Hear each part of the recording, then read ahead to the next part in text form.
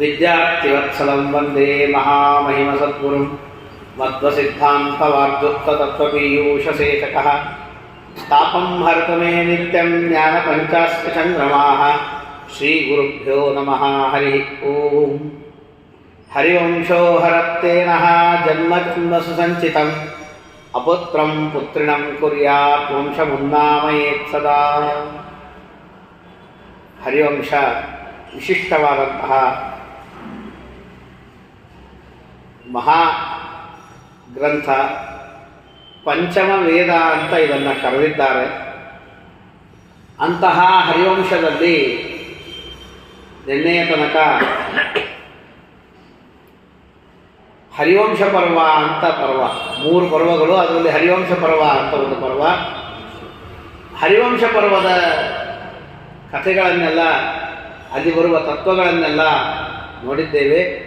ಇನ್ನು ಮುಂದೆ ವಿಷ್ಣು ಪರ್ವ ಬಹಳ ವಿಸ್ತಾರವಾಗಿ ಪರಮಾತ್ಮನ ಮಹಿಮೆಯನ್ನು ಹೇಳುತ್ತಾರೆ. ಇದರಲ್ಲಿ ಒಂದು ವೈಶಿಷ್ಟ್ಯ ಏನು ಅಂತಂದರೆ, ನಿರ್ಣಯಗಳನ್ನೂ ಹೇಳುತ್ತಾರೆ. ಅದನ್ನು ಶ್ರೀಮದಾಚಾರ್ಯರು ವಿವರಣೆ ಮಾಡುತ್ತಾರೆ. ಹಾಗೆ ವಿಶಿಷ್ಟವಾದಂಥದ್ದು ಗ್ರಂಥ ಇದು. ಅದಕ್ಕೆ ಹೇಳ್ತಾರೆ, ಜ್ಞಾತ್ವಾ ವಿಷ್ಣು ಕ್ಷತಿಗತಂ ಭಾಗಾಂಶ್ಚ ತ್ರಿದಿವೌಕಸಾಂ ವಿನಾಶ ಶಂಸೀಕಂಸಸ್ಯ ನಾರದೋ ಮುಖರಾಮ್ಯಯೌ. ಎಲ್ಲ ಪರಮಾತ್ಮ ತಾನು ಯಾವಾಗ ಕೆಳಗೆ ಬಂದ, ದೇವತೆಗಳೆಲ್ಲ ಅವತಾರ ಮಾಡಿದ್ದಾರೆ. ಆಗ ಈ ಸುದ್ದಿಯನ್ನು ಕಂಸನಿಗೆ ಹೇಳಬೇಕು ಅಂತ ನಾರದರು ಬರ್ತಿದ್ದಾರೆ. ನಾರದರಿಗೆ ಹೇಳು ಅಂತ ದೇವರು ಹೇಳಿಕ್ಕೆ ಬರ್ತಿದ್ದಾರೆ. ತ್ರಿವಿಷ್ಟಪಾದ ಆಪದಿತೋ ಮಧುರೋಪವನೇ ಸ್ಥಿತಃ ಪ್ರೇಷಯಾಮಾಸ ಕಂಸಸ್ಯ ಉಗ್ರಸೇನ ಸುಖಸ್ಯ ವೈ. ಅವರು ಭಾರಿ ಸ್ವರ್ಗಲೋಕದಿಂದ ಕೆಳಗಿಳಿದು ಬಂದು ಮಥುರಾ ಪಟ್ಟಣದ ಉಪವನದಲ್ಲಿ ನಿಂತು ಹೇಳಿ ಕಳಿಸಿದ್ರಂತೆ, ನಾನು ನಾರದ ಋಷಿಗಳು ಬಂದಿದ್ದೀನಿ ಅಂತ ಕಂಸನಿಗೆ ಹೇಳಿ ಬಾ.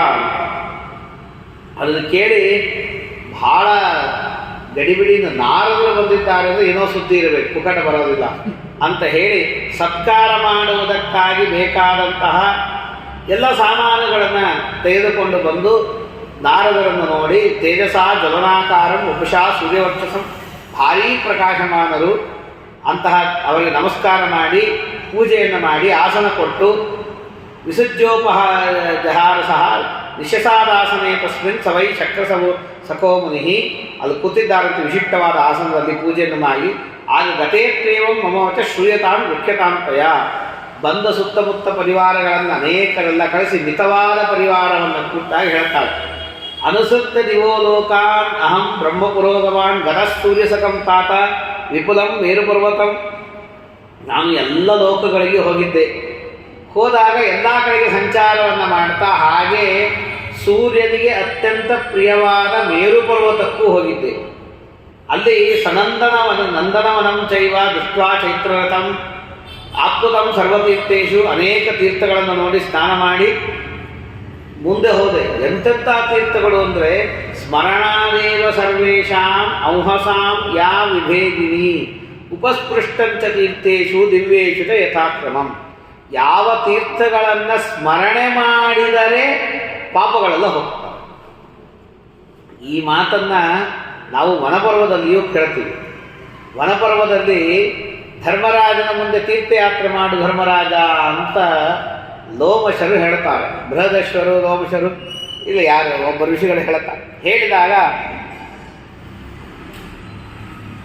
ಆಗ ಅವ್ರು ಹೇಳ್ತಾರೆ, ಯಾವ ಯಾವ ದಿಕ್ಕಿನಲ್ಲಿ ಯಾವ ಯಾವ ತೀರ್ಥಗಳಿದೆ ಅಂತ ಹೇಳ್ತೀನಿ ಕೇಳು ಅಂತ. ಒಂದೊಂದು ದಿಕ್ಕಿನಲ್ಲಿ ಒಂದೊಂದು ತೀರ್ಥಗಳನ್ನು ಹೇಳ್ತಾ ಕೊನೆಗೆ ಅವರೊಂದು ಮಾತು ಹೇಳ್ತಾರೆ. 4 ಅಧ್ಯಾಯದಲ್ಲಿ ಸುಮಾರು 700ರಿಂದ 800 ಶ್ಲೋಕಗಳಿದೆ ಆ ಅಧ್ಯಾಯದಲ್ಲಿ. ಪಾರಾಯಣ ಮಾಡುವುದಕ್ಕೆ 1 ಗಂಟೆ ಹಿಡಿತದೆ. ಏನಿಲ್ಲ ಅಂದರೆ 1000ಕ್ಕೂ ಮಿಕ್ಕಿ ತೀರ್ಥಗಳ ಮಹಿಮೆಯನ್ನು ಒಂದೊಂದು ಶ್ಲೋಕದಲ್ಲಿ ಹೇಳ್ಕೊತ ಹೋಗ್ತಾರೆ. ಅವರಂತಾರೆ, ಈ ಎಲ್ಲ ತೀರ್ಥಗಳಿಗೆ ಹೋಗೋದಕ್ಕೆ ಸಾಧ್ಯ ಇಲ್ಲ. ಯಾಕೆ ಅಂದರೆ ಬಹಳ ಕಷ್ಟ ಹೋಗಬೇಕಾದ್ರೆ. ಆದರೆ ಕೂತಲ್ಲಿ ಇವುಗಳ ಸ್ಮರಣೆಯನ್ನು ಮಾಡಿದರೂ ಅವುಗಳನ್ನು ಸ್ನಾನ ಮಾಡಿದ ಪುಣ್ಯವನ್ನು ಕೊಡಿಸ್ತೀವಿ ಅಂತ ಹೇಳ್ತಾರೆ. ಇದ್ರ ಜೊತೆಗೆ ಈ ತೀರ್ಥಗಳ ಬಗ್ಗೆ ಮಾತಾಡುವ ಕಾಲಕ್ಕೆ ನಾರದರ ಬಗ್ಗೆ ಹೇಳುವ ಕಾಲಕ್ಕೆ ಒಂದು ಮಾತು ಹೇಳ್ತಾರೆ. ವರಾಹ ಪುರಾಣದಲ್ಲೂ ಭೂಗೋಳವನ್ನು ಹೇಳ್ತಾ ತೀರ್ಥಗಳನ್ನೆಲ್ಲ ವರಾಹ ದೇವರು ಧರಣಿ ದೇವಿಗೆ ಹೇಳಿದಾಗ ಧರಣಿ ದೇವಿ ಕೇಳ್ತಾಳೆ, ಸ್ವಾಮಿ ಇಷ್ಟೆಲ್ಲ ತೀರ್ಥಗಳಿದೆ, 3.5 ಕೋಟಿ ತೀರ್ಥಗಳಿದೆ ಅಂತ ಪ್ರಧಾನವಾಗಿ. ಇನ್ನು ತೀರ್ಥಗಳನ್ನು ಹೇಳಬೇಕಾದಾಗ 60 ಕೋಟಿ ಸಹಸ್ರಾಣಿ 60 ಕೋಟಿ ಶತಾನಿ ಚ 60 ಕೋಟಿ ಸಾವಿರ ತೀರ್ಥಗಳಂತೆ 3 ಲೋಕದಲ್ಲಿ, ಬರೀ ಭೂಲೋಕಲ್ಲ. ಜೊತೆಗೆ 60 ಕೋಟಿ ಶತಾನಿ ಚ 60 ಕೋಟಿ ಶತಗಳು, ಒಟ್ಟಿಗೆ ಇಷ್ಟು ತೀರ್ಥಗಳು ಜಗತ್ತಿನಲ್ಲಿ ಇವೆ. ಏನು ಸ್ವಾಮಿ ಇಷ್ಟೆಲ್ಲ ತೀರ್ಥಗಳಿದೆಯಾ? ಹೌದು ಇದೆ. ಇದರಲ್ಲಿ ಪ್ರಧಾನವಾದದ್ದು ತೀರ್ಥಗಳ ಬಗ್ಗೆ ಹೇಳುವ ಕಾಲಕ್ಕೆ ಸಾಧ ತ್ರಿಕೋಟಿ ತೀರ್ಥಗಳ ಬಗ್ಗೆ ಎಲ್ಲ ಹೇಳಿದಾಗ ಈ ಎಲ್ಲ ತೀರ್ಥಗಳಿಗೆ ಗಮನವನ್ನು ಯಾರು ಮಾಡಿದ್ದಾರೆ ಅಂತ ಕೇಳಿದ್ರೆ ಸನಕಾದಿಗಳು ಮಾಡಿದ್ದಾರೆ, ಪಾಂಡವರು ಮಾಡಿದ್ದಾರೆ, ಸುಗ್ರೀವ, ವಾಲಿ, ಹನುಮಂತ, ಜಾಂಬವಂತ, ಮೈಂದ, ದ್ವಿವಿಧ ಇವರು ಮಾಡಿದ್ದಾರೆ, ನಾರದರು ಮಾಡಿದ್ದಾರೆ ಅಂತ ಹೇಳಿ ಇನ್ನೊಂದು 4 ಜನರ ಹೆಸರನ್ನು ಹೇಳಿ ಇಷ್ಟು ಜನರು ಮಾತ್ರ ಎಲ್ಲ ತೀರ್ಥಗಳಲ್ಲಿ ಹೋಗಿದ್ದಾರೆ. ದೇವತೆಗಳದ್ದು ಮಾತುಗಳನ್ನು ಹೇಳುತ್ತಾರೆ, ಎಲ್ಲರೂ ಹೋಗಿದ್ದಾರೆ ಹೊರತು ಎಲ್ಲರಿಗೂ ಈ ಎಲ್ಲ ತೀರ್ಥಗಳಿಗೆ ಹೋಗಲು ಸಾಧ್ಯ ಇಲ್ಲ. ಹಾಗಾಗಿ ಆ ತೀರ್ಥಗಳನ್ನು ಸ್ಮರಣೆ ಮಾಡಿದರೆ ಸಾಕು ಪರಮ ಪವಿತ್ರರಾಗ್ತದೆ. ಕೆಲವೊಂದು ಕಾಣಿಸೋದಿಲ್ಲ, ಕೆಲವೊಂದು ಸಿಗೋದಿಲ್ಲ, ಕೆಲವೊಂದು ಅದೃಶ್ಯ ಆಗಿರ್ತದೆ, ಕೆಲವೊಂದು ಒಣಗೋಗಿರ್ತವೆ ತೀರ್ಥದಲ್ಲಿ ಜಲಗಳು, ಅವುಗಳು ಹೋಲಿಕ್ಕೆ ಗೊತ್ತಾಗೋದಿಲ್ಲ, ಇದ್ರೂ ಅದು ತೀರ್ಥ ಅಂತ ಗೊತ್ತಾಗೋದಿಲ್ಲ. ಹಾಗೆಲ್ಲ ಇದೆ. ಈಗ ಸುಮ್ಮನೆ ಶ್ರೀರಂಗಪಟ್ಟಣದಲ್ಲಿ ನಾವು ಹೋಗ್ತೀವಿ, ಶ್ರೀರಂಗಪಟ್ಟಣದಲ್ಲಿ ಹೋಗ್ತೀವಿ, ಸ್ನಾನ ಮಾಡ್ತೀವಿ, ಬರ್ತೀವಿ, ಎಲ್ಲ ಮುಗಿಸ್ಕೊಂಡು ಬರ್ತೀವಿ. ಹೌದು, ಶ್ರೀರಂಗಪಟ್ಟಣಕ್ಕೆ ಏನು ಕರೀತಾರೆ? ಪಶ್ಚಿಮ ರಂಗನಾಥ ಅಂತ ಕರೀತಾರೆ. ಆ ಪಶ್ಚಿಮ ರಂಗ ಕ್ಷೇತ್ರದಲ್ಲಿ ಎಷ್ಟು ತೀರ್ಥ ಇದೆ ಅಂದರೆ ಕಾವೇರಿ ನದಿಯ ದಂಡೆಯಲ್ಲಿ ಕಾವೇರಿಯಲ್ಲೇನೆ 28 ತೀರ್ಥಗಳಿದೆ ಅಂತ ಹೇಳುತ್ತಾರೆ. ನಾವೊಂದು ಸಲ ಕೂತು ಅಲ್ಲಿದ್ದ ಪುರೋಹಿತರ ಇಲ್ಲಿ ಕ್ಷೇತ್ರಸ್ಥ ಇವರನ್ನೆಲ್ಲ ಕೇಳಿದೆ. ಆಗ ಅವ್ರು ಅನೇಕ ಮಾತುಗಳನ್ನು ಹೇಳಿದ್ರು. ಕೆಲವೊಮ್ಮೆ ಹೇಳೋ ಕಾಲಕ್ಕೆ ಆಗ ಹೇಳಿದ್ರು, ಆ ವಾಟರ್ ಗೇಟ್ ಅಂತ ಏನು ಹೇಳುತ್ತಾರೆ, ಅದು ವಾಟರ್ ಗೇಟ್ ಅಂತ ಅನ್ನೋದು ಶುಕತೀರ್ಥ. ಅದು ಅಲ್ಲಿ ಶುಕಾಚಾರ್ಯರು ನಿರ್ಮಾಣ ಮಾಡಿ ತಪಸ್ಸನ್ನು ಮಾಡಿದ ತೀರ್ಥ. ಅದು ಪುರಾಣದಲ್ಲಿ ಹೇಳಿದ್ದು ಶುಕತೀರ್ಥ ಅದು ಅಂತ ಹೇಳಿದ್ರು. ಅಂದರೆ ನಮಗೆ ಈ ಟಿಪ್ಪು ಸುಲ್ತಾನನ ಸುಡಗಾಡು ಸಂಸ್ಕಾರದಿಂದಾಗಿ ಅದು ವಾಟರ್ ಗೇಟ್ ಅಂತ ಮಾಡಿದ್ವಿ ಹೊರತು ಶುಕತೀರ್ಥ ಎನ್ನುವುದನ್ನು ಮರೆತು ಬಿಟ್ವಿ ನಾವು. ಹೀಗೆ ತೀರ್ಥವನ್ನು ತೀರ್ಥ ಅಂತ ತಿಳಿಲಿಕ್ಕೆ ನಮ್ಮ ಕೈಲಾಗುವುದಿಲ್ಲ. ಆದರೆ ನಾರದರು ಹಾಗಲ್ಲ, ಎಲ್ಲ ತೀರ್ಥಗಳನ್ನು ಸಂಚಾರ ಮಾಡಿ ಬಂದವರು. ಕಂಸನಿಗೆ ಹೇಳ್ತಾರೆ, ಹೀಗೆ ಎಲ್ಲ ತೀರ್ಥಗಳಲ್ಲಿ ಸಂಚಾರ ಮಾಡಿ ಬಂದಿದ್ದೀನಿ. ದೃಷ್ಟಮ್ಮೆ ಬ್ರಹ್ಮಸದಂ ಬ್ರಹ್ಮರ್ಷಿಗಳ ಸೇವಿತಂ, ಬ್ರಹ್ಮಲೋಕಕ್ಕೆ ಹೋಗಿದ್ದೀನಿ. ಇದೆಲ್ಲ ಆದಾಗ ನೋಡು, ಮೇರು ಪರ್ವತದ ಮೇಲೆ ಒಂದು ದೇವತೆಗಳ ಇದು ಸಮಾಜ, ಅವರ ಸಮಾಲೋಚನೆ ಸೇರಿತ್ತು. ಆಗ ನಾನಲ್ಲಿ ಹೋದೆ. ಸೋಹಂ ತಪ್ತ ಶಿತೋಷ್ಣೀಶಾತ್ ನಾನಾರ್ಥ ವಿಭೂಷಿತ. ಅಲ್ಲಿ ದೇವತೆಗಳೆಲ್ಲರೂ ಕೂಡ ಮಾತಾಡ್ತಾ ಕೂತಿದ್ದಂತೆ ಭವತ ಸ್ಥಾನದಸ್ಸೈವ ವಧೋಪಾಯ ಸುಧಾರಣ. ಏನು ಮಾತಾಡ್ತಿದ್ರು ಅಂದರೆ ನಿನ್ನನ್ನು ಸಂಹಾರ ಮಾಡುವುದು ಹೇಗೆ ಅಂತ ಹೇಳಿ ಸಮಾಲೋಚನೆಯನ್ನು ಮಾಡ್ತಾ ಇದ್ರು. ಅದಕ್ಕೆ ಉಪಾಯವನ್ನು ನಿರ್ಣಯ ಮಾಡಿ ಇಟ್ಟಿದ್ದಾರೆ ನಿನ್ನ ಸಂಹಾರಕ್ಕೆ. ಅದನ್ನು ಕೇಳಿಕೊಂಡು ಬಂದು ನಾನು ನಿನಗೆ ಸುದ್ದಿ ಹೇಳ್ತಾ ಇದ್ದೀನಿ. ಇಲ್ಲಿ ಅಶರೀರವಾಣಿಯ ಸುದ್ದಿ ಬಂದಿಲ್ಲ, ಇಲ್ಲಿ ನಾರದರು ಹೇಳಿದ್ದು ಬರ್ತದೆ. ಭಾಗವತದಲ್ಲಿ ಅಶರೀರವಾಣಿ. ಇದು ಒಂದೊಂದು ಕಲ್ಪದ ಕಥೆಗಳು. ಏನು ಉಪಾಯ ಮಾಡಿದ್ದಾರೆ, ಏನು ಉಪಾಯ ಏನಿಲ್ಲ. ತತ್ರೈಷಾ ದೇವಕೀ ಯಾತೆ ಮಥುರಾಯಾಂ ಲಘುಸ್ವಸ ಸೋಸ್ಯಾಂ ಗರ್ಭೋಷ್ಟಮೋತ್ಕಂಸ ಸತೇ ಮೃತ್ಯುರ್ ಭವಿಷ್ಯತಿ. ಅವರಿಷ್ಟು ಮಾತಾಡಿಟ್ಕೊಂಡಿದ್ದಾರೆ ನೋಡು. ಯಾರು ನಿನ್ನ ಈ ಮಥುರಾ ಪಟ್ಟಣದಲ್ಲಿ ನಿನಗೆ ಪ್ರೀತಿ ಪಾತ್ರಳಾದ ತಂಗಿ ಇದ್ದಾಳಲ್ಲ ದೇವಕಿ, ಆ ದೇವಕಿಯ 8ನೇ ಗರ್ಭ ನಿನಗೆ ಮೃತ್ಯುವಾಗುತ್ತದೆ ಅಂತ ದೇವತೆಗಳು ನಿರ್ಣಯ ಮಾಡಿ ಇಟ್ಟಿದ್ದಾರೆ. ಇಷ್ಟು ಸುದ್ದಿ ಹೇಳಬೇಕಾಯಿತು. ದೇವಾನಾಂತ ಸತು ಸರ್ವಸ್ವಂ ತ್ರಿದಿವಸ್ಯ ಗತಿಶ್ಚ ಸಹ ಪರಂ ರಹಸ್ಯಂ ದೇವಾನಾಂ ಸತೇ ಮೃತ್ಯು ಭವಿಷ್ಯತಿ. ಯಾರು ದೇವತೆಗಳಿಗೆ ಸರ್ವಸ್ವನೋ, 3 ಲೋಕಕ್ಕೂ ಯಾರು ಗತಿಯೋ ಆ ವ್ಯಕ್ತಿ ದೇವತೆಗಳಿಗೂ ರಹಸ್ಯನಾಗಿ ಉಳಿದಿರುವ ವ್ಯಕ್ತಿ ಒಬ್ಬ ಇದ್ದಾನಲ್ಲ, ಅವನು ನಿನ್ನ ಮೃತ್ಯುವಾಗ್ತಾನೆ. ದೇವರು ಅಂತ ಶಬ್ದ ಹೇಳಬೇಕಾಗಿದೆ, ಅಷ್ಟಕ್ಕಿಷ್ಟೆಲ್ಲ ಹೇಳ್ತಾರೆ. ಪರಶ್ಚೈವ ಪರಸ್ತೇಷಾಂ ಸ್ವಯಂಭೂಶ್ಚ ದಿವೌಕಸಾಂ ತತಸ್ಥೆ ತನ್ಮಹದ್ಭೂತಂ ದಿವ್ಯಂಚ ಕಥಯಾಮ್ಯಹಂ ಶ್ಲಾಘ್ಯಶ್ಚ ಸಹಿತೆ ಮೃತ್ಯು ಭೂತಪೂರ್ವಶ್ಚ ತಂ ಸ್ಮರ ಯತ್ನಶ್ಚ ಕ್ರಿಯತಾಂ ತಂ ಸ ದೇವಕ್ಯಾ ಗರ್ಭಕೃಂತನೆ. ನೋಡು, ಅವನು ಮಹದ್ಭೂತ ಅಂತ ಕರೀತಾರವನು. ಏಕೋ ವಿಷ್ಣುರ್ ಮಹದ್ಭೂತಂ ಪೃಥಗ್ಭೂತಾನ್ ಅನೇಕಶಃ. ಆ ಮಹದ್ಭೂತನೇ ನಿನಗೆ ಮೃತ್ಯು. ನೀನು ನಿನ್ನ ಹಿಂದಿನ ಜನ್ಮವನ್ನು ನೆನಪು ಮಾಡಿಕೋ. ನಿನ್ನ ಹೋದ ಜನ್ಮದಲ್ಲೂ ನಿನಗೆ ಅವನೇ ಮೃತ್ಯುವಾಗಿದ್ದ. ಅದನ್ನು ನೆನೆಸಿಕೊಂಡು ಆ ದೇವಕಿ ಗರ್ಭದಲ್ಲಿ ಅವನು ಬರೋದಿದ್ದಾನೆ 8ನೇ ಗರ್ಭಕ್ಕೆ. ಆ ಗರ್ಭದ ನಾಶಕ್ಕಾಗಿ ಏನಾದರೂ ಉಪಾಯವನ್ನು ಮಾಡು. ಇಷ್ಟು ವ್ಯವಸ್ಥೆಯನ್ನು ಮಾಡ್ತೇವೆ. ಏಷಜ್ಞೆ ತ್ವಜ್ಜತಾ ಪ್ರೀತಿ. ನಾನು ಏನು ಯಾತಕ್ಕೆ ಹೇಳ್ತಿಲ್ಲ, ನಿನ್ನೆ ಪ್ರೀತಿ ನನಗೆ, ಅದಕ್ಕೋಸ್ಕರ ಹೇಳ್ತಾ ಇದ್ದೀನಿ. ಯದರ್ಥಂತ ಭುಜ್ಯಂತಾಂ ಸರ್ವಕಾಮಾರ್ಥ ಸ್ವಸ್ತಿದೇಸ್ತು ರಜಾಮ್ಯಹಂ. ಹಾಗಾಗಿ ಆ ಗರ್ಭವನ್ನು ಸಂಹಾರ ಮಾಡಿ ಆರಾಮಾಗಿ ಎಲ್ಲ ಭೋಗಗಳನ್ನು ಭೋಗ ಮಾಡ್ಕೊತ ಚೆನ್ನಾಗಿ ಇರು ಅಂತ ಹೇಳೋದಕ್ಕಾಗಿ ಬಂದಿದ್ದೀನಿ ಅಂತ ಹೇಳಿದ್ರು. ನಮ್ಮ ಬಂದು ಕೆಲಸ ಆಯಿತು, ನಾರದರು ಹೋಗಿಬಿಟ್ಟು ಜಹಾಚೋಚ್ಚೈತದಸ್ತಂ ಸಹ ಪ್ರಕಾಶ ಅದ ಅಶನಶ್ಚಿರಂ. ಆಗ ಜೋರ ನಕ್ಕ. ಆಗ ಎಲ್ಲ ಭೃತ್ಯರನ್ನು ಕರೆದ. ಹಾಸ್ಯಕ್ಕಲು ಸರ್ವೇಶು ನಾರದೋ ನ ವಿಶಾರದ. ಈ ಏನು ಗೊತ್ತಾಗೋದಿಲ್ಲ, ನನಗೆ ಹೆದರಿಸ್ತಾರೆ. ನೋಡು, ನಾಹಂ ಭೀಷಯಿತು ಶಕ್ಯೋ ದೇವೈರಭಿಸವಾಸವೈ. ನನ್ನನ್ನು ಹೆದರಿಸಲಿಕ್ಕೆ ಇಂದ್ರಾದಿ ದೇವತೆಗಳು ಸಾಧ್ಯ ಇಲ್ಲ. ನಾನು ಮಲಗಿರಲಿ, ಕೂತಿರಲಿ, ನಿಂತಿರಲಿ, ಏನಿರಲಿ, ನಾನು ಮೈ ಮರೆತು ಇರಲಿ, ಮೈ ಮರೆತಿದ್ದಾಗಲೂ ಇಂದ್ರಾದಿ ದೇವತೆಗಳು ನನ್ನನ್ನು ಹೆದರಿಸಲು ಸಾಧ್ಯ ಇಲ್ಲ.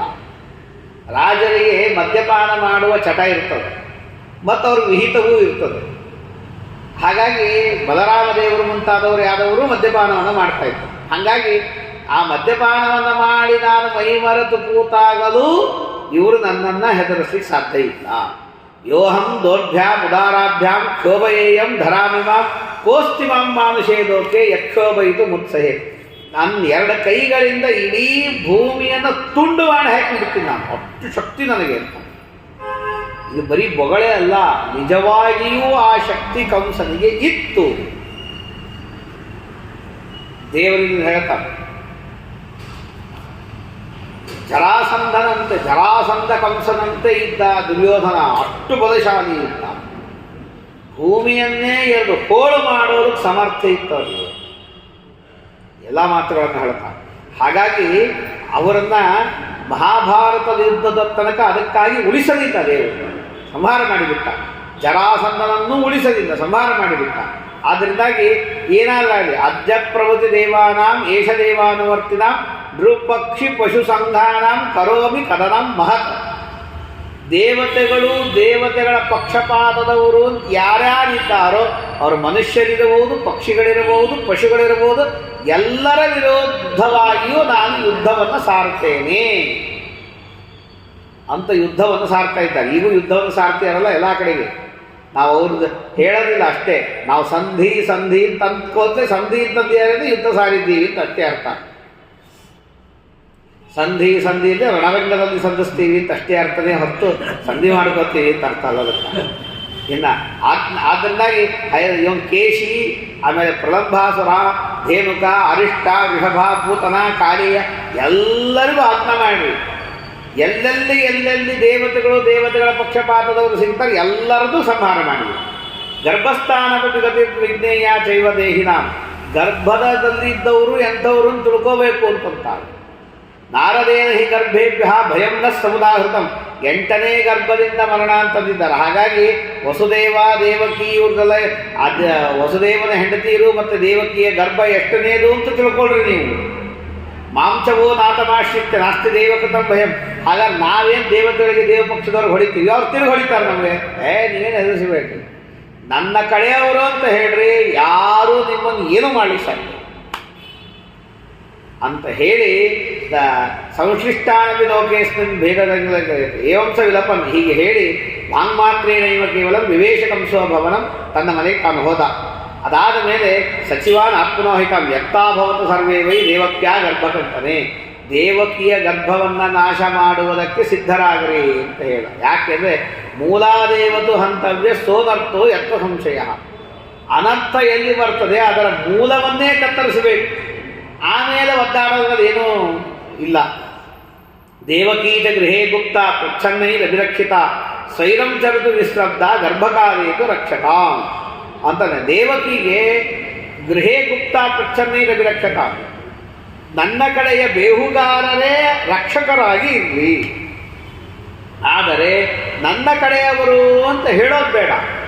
ತನ್ನ ಮನೆಯಲ್ಲಿ ತಾನು ತಿರುಗಾಡಕೋತ ಆರಾಮಾಗಿ ಇರಲಿ, ಆದರೆ ಅವಳು ಗರ್ಭಿಣಿ ಇದ್ದಾಗ ಎಚ್ಚರಿಕೆಯಿಂದ ನನ್ನ ಕಡೆಯವರೇ ಬೇಹುಗಾರರಾಗಿ ರಕ್ಷಣೆ ಮಾಡಿ. ನನಗೆ ಆಗಿಂದಾಗ ಎಲ್ಲ ಸುದ್ದಿಗಳನ್ನು ಹೇಳ್ರಿ. ಮಾಸಾನ್ವಯಿ ಪುಷ್ಪಮಾಸಾದೀನ್ ಗಣಯಂತು ಮಮ ಸ್ತ್ರೀಯ, ನನ್ನ ಕಡೆಗೆಯಿಂದ ಹೋದಂಥ ಹೆಂಗಸರು ಗರ್ಭ ಆದಾಗ ಅವಳು ಯಾವಾಗ ಹೊರಗಾದ್ದು, ಗರ್ಭಿಣಿ ಯಾವಾಗಾದ್ದು, ಅವುಗಳನ್ನೆಲ್ಲನೂ ಲೆಕ್ಕ ಮಾಡೋದಕ್ಕಾಗಿಯೇ ಅವಳು ಸೇವೆ ಮಾಡಿ, ಇದಕ್ಕಾಗಿ ಹೋಗ್ಬೇಕಂತವ್ರು, ಅದಕ್ಕಾಗಿ ಅವ್ರು ನಿಂತಿರ್ತೀನಿ. ಪರಿಣಾಮೇದ ಗರ್ಭಸ್ಯ ಶೇಷಂಶ ಜ್ಞಾಸ್ಯಾಮಹೇ ವಯಂ, ಗರ್ಭವಾದ ಅಗಲ ಹೇಳ್ತೀನಿ. ವಸುದೇವಸ್ತು ಸಂರಕ್ಷ ಸ್ತ್ರೀ ಸನಾತಸ್ತು ಭೂಮಿಷು ಅಪ್ರಮತ್ತೇ ಮಮ ಹಿತೇ ರಾಷ್ಟ್ರಾವಹನಿ ಚೈವಹಿ.